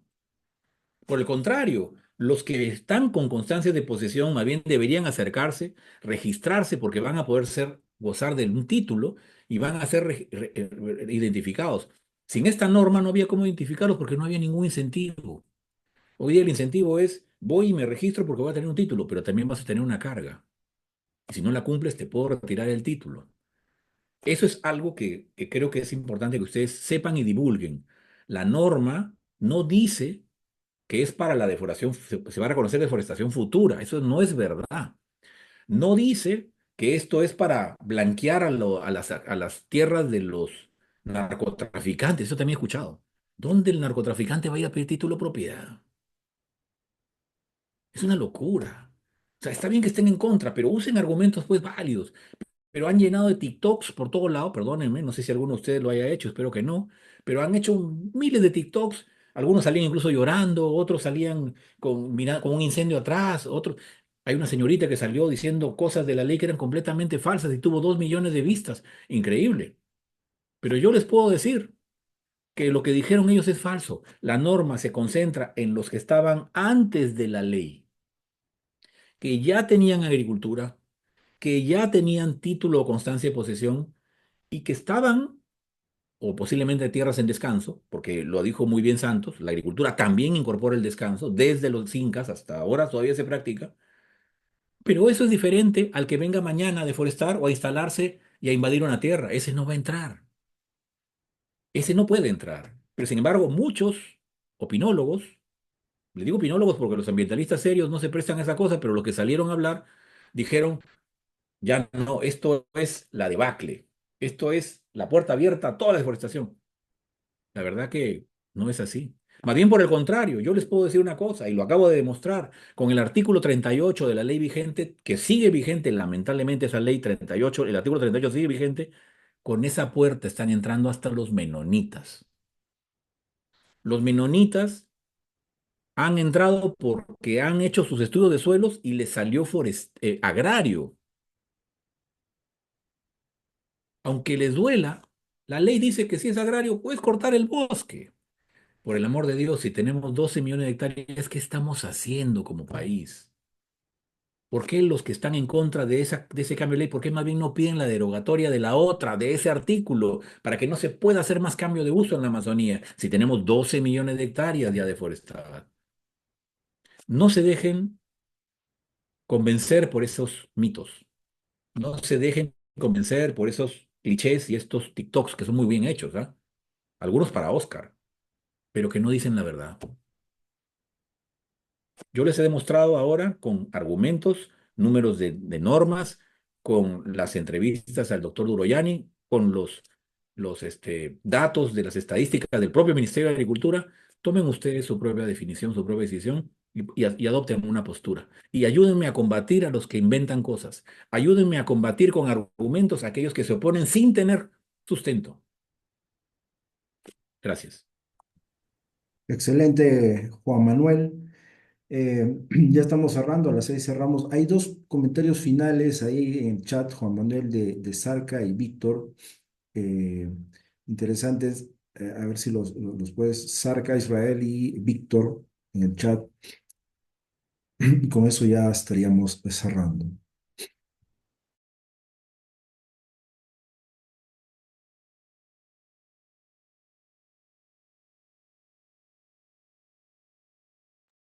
Sí, veo que es sobre temas de los paneles fotovoltaicos. Buenas. ¿Esa es una? Sí, ese es de Víctor. Sí, buenas tardes, estimado profesor. De Loreto, principalmente el sector de Cuenca del Napo, que es donde más frecuento, requiere título de propiedad que le da seguridad jurídica e impulsar el sistema fotovoltaico, panel solar. Falta fortalecer la pequeña agricultura comunal más frecuente, fortalecer apoyo técnico y financiero. El CERFOR debería fortalecer a los DEMA, no maderable en Aguaje y Ungurahui, y otros productos potenciales, sin embargo, vienen propiciando 69 maderable, actividad que perjudica el bosque de nuestra región Loreto, y esa actividad, por las experiencias anteriores, se presta para la corrupción. Mucho de eso hay, por la situación del blanqueo y la falta de monitoreo. Sí, pues, a ver. no quiero hablar de los malos funcionarios que existen en todos lados, pero sí es verdad que aquí hay un tema también de visión, ¿no? Serfor, por ejemplo, fue uno de los grandes opositores a la norma, porque para ellos la solución está en los CUSAF, que no lo terminé de mencionar. Son los contratos de cesión en uso para sistemas agroforestales. Interesante. ¿Qué es el CUSAF? Oye, mira, tú, Santos, Jaimes, voy a ponerte de ejemplo. Santos, tú tienes 5 hectáreas o 10 hectáreas, pero estás en una zona que es forestal. Entonces no te puedo dar título, pero te voy a dar un contrato para 40 años para que puedas usar la tierra, pero tienes que cumplir con una serie de requisitos. No puedes deforestar más del 20% de tu tierra, ¿no? Y la tierra no tiene propiedad, es solamente cesión en uso, obviamente no la puedes poner en garantía porque no es hipotecable, porque la tierra es del Estado, y vas a tener que cumplir con una serie de cosas que un funcionario va a chequear y si no cumples te la puedo quitar. Interesante, ¿no? ¿Aceptarías, Santos? Después de 30 años que alguien venga y te ofrezca un CUSAF. Pero eso es lo que no entiende Serfor.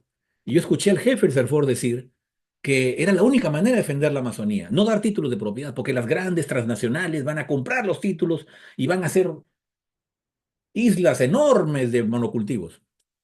De nuevo, están usando el temor para confundir. El agricultor necesita propiedad para poder apalancar recursos. Nadie le va a prestar un sol si no tiene título de propiedad. Bueno, los que tienen, o en todo caso se lo va a prestar caro. Los que tienen constancia de día entran a las cajas rurales, pero ¿cuál es la tasa de interés de una caja rural? 35%, 50%. ¿Quién puede hacer agricultura con esas tasas? Y lo mismo en la parte maderable. Seguimos impulsando las concesiones forestales, pero si no hay escala, no hay viabilidad de concesiones forestales. Si quieres hacer madera combinado con agroforestería, genial, pero tiene que ser en escala. Por eso que estamos hablando en Amaqueya, estamos hablando de asociaciones de productores. Hay 26.000 hectáreas, tiene escala, tiene, como dicen ahora, punche, diría mala palabra, pero es con punche, ¿no? Punche Perú, no estoy haciéndole propaganda por si acaso. Pero tiene punche, pues tiene tracción, entonces puedes poner industria. Para que la Amazonía prospere, hay que poner industria. Aunque no les guste mucho a los amigos ambientalistas, sin industria la agricultura va a ser de pan llevar, va a ser de acopiadores. La industria les va a permitir tener mercado ahí, procesar productos y sacar productos procesados, madera ya en lo que le llaman DEX, o sacar aceite, o sacar derivados, como mencionó Stalin hace un momento, ya directos para vender. Es decir, necesitamos industria. La Amazonía tiene que competir en una línea distinta a la costa. La costa está pegada al mar, a los puertos, a las carreteras, puede ser frescos. Sacan arándanos, sacan mangos, y ese es el camino de la costa, pero es distinto al de la selva. Entonces, eh, respondiendo un poco a Víctor, efectivamente creo que ahí tenemos un tema de visión en el Estado peruano. Y eso pasa porque el Estado se cree con la capacidad de definir lo que los privados deben hacer. Y es un error. El Estado está para dar los servicios, para dar la infraestructura, para acompañar al productor para que pueda salir adelante, no para disponer o orientar, porque el funcionario público sabe de empresa lo que yo sé de comida tailandesa. No es empresario, no arriesga, por lo tanto, no tiene por qué meter la nariz donde no lo llaman. Son decisiones privadas y el que corre el riesgo es el privado, no es el Estado. El Estado tiene que apoyar, tiene que dar las garantías, tiene que dar los títulos, tiene que dar los servicios, pero no puede decidir lo que tiene que hacer el agricultor. Eso está mal. Muy bien, muy bien. Gracias, Juan Manuel. Ahí Sarca tenía su última pregunta y dice de los indígenas que ellos manejan un sistema, ¿no?, de gestión y justo habla de los melonitas que lo habías mencionado. Sí, sí, sí. Sí, a ver, la ventaja de las comunidades indígenas es porque por tradición realizan una gestión integral del bosque, ya que hacen agricultura, pero pequeña agricultura, recolección de recursos maderables, pesca, caza, etcétera. El bosque es similar a su despensa y su caja chica en caso de emergencia también, distinto a la mirada de un colono que viene del lugar a colonizar la Amazonía, peor aún los colonias de los menonitas que ejercen mucha presión sobre los bosques. En Bolivia la colonia menonita se tumban todo el bosque para soya, exactamente, pues. Eso es diferente, ¿no? Se han metido por un camino que les ha permitido la ley forestal vigente. No la modificación, sino la que está vigente, la 29763. Los invito, revisen el artículo 38, por ahí se han metido, porque hoy día se puede tumbar bosque y no se llama deforestación, se llama desbosque. Curioso, ¿no? O sea, no soy deforestador, soy desboscador. Interesante, ¿no? Eso se puede hacer por la ley que están defendiendo tanto algunos amigos, no voy a decir de dónde para no herir susceptibilidades. Yo reconozco que las poblaciones indígenas tienen otra cosmovisión y tienen otra mirada del aprovechamiento del bosque. Pero hoy día hay indígenas que están haciendo agricultura. Mencionó Stalin las diferencias. Los Yaneshas hacen café, hacen cítricos, hacen cacao.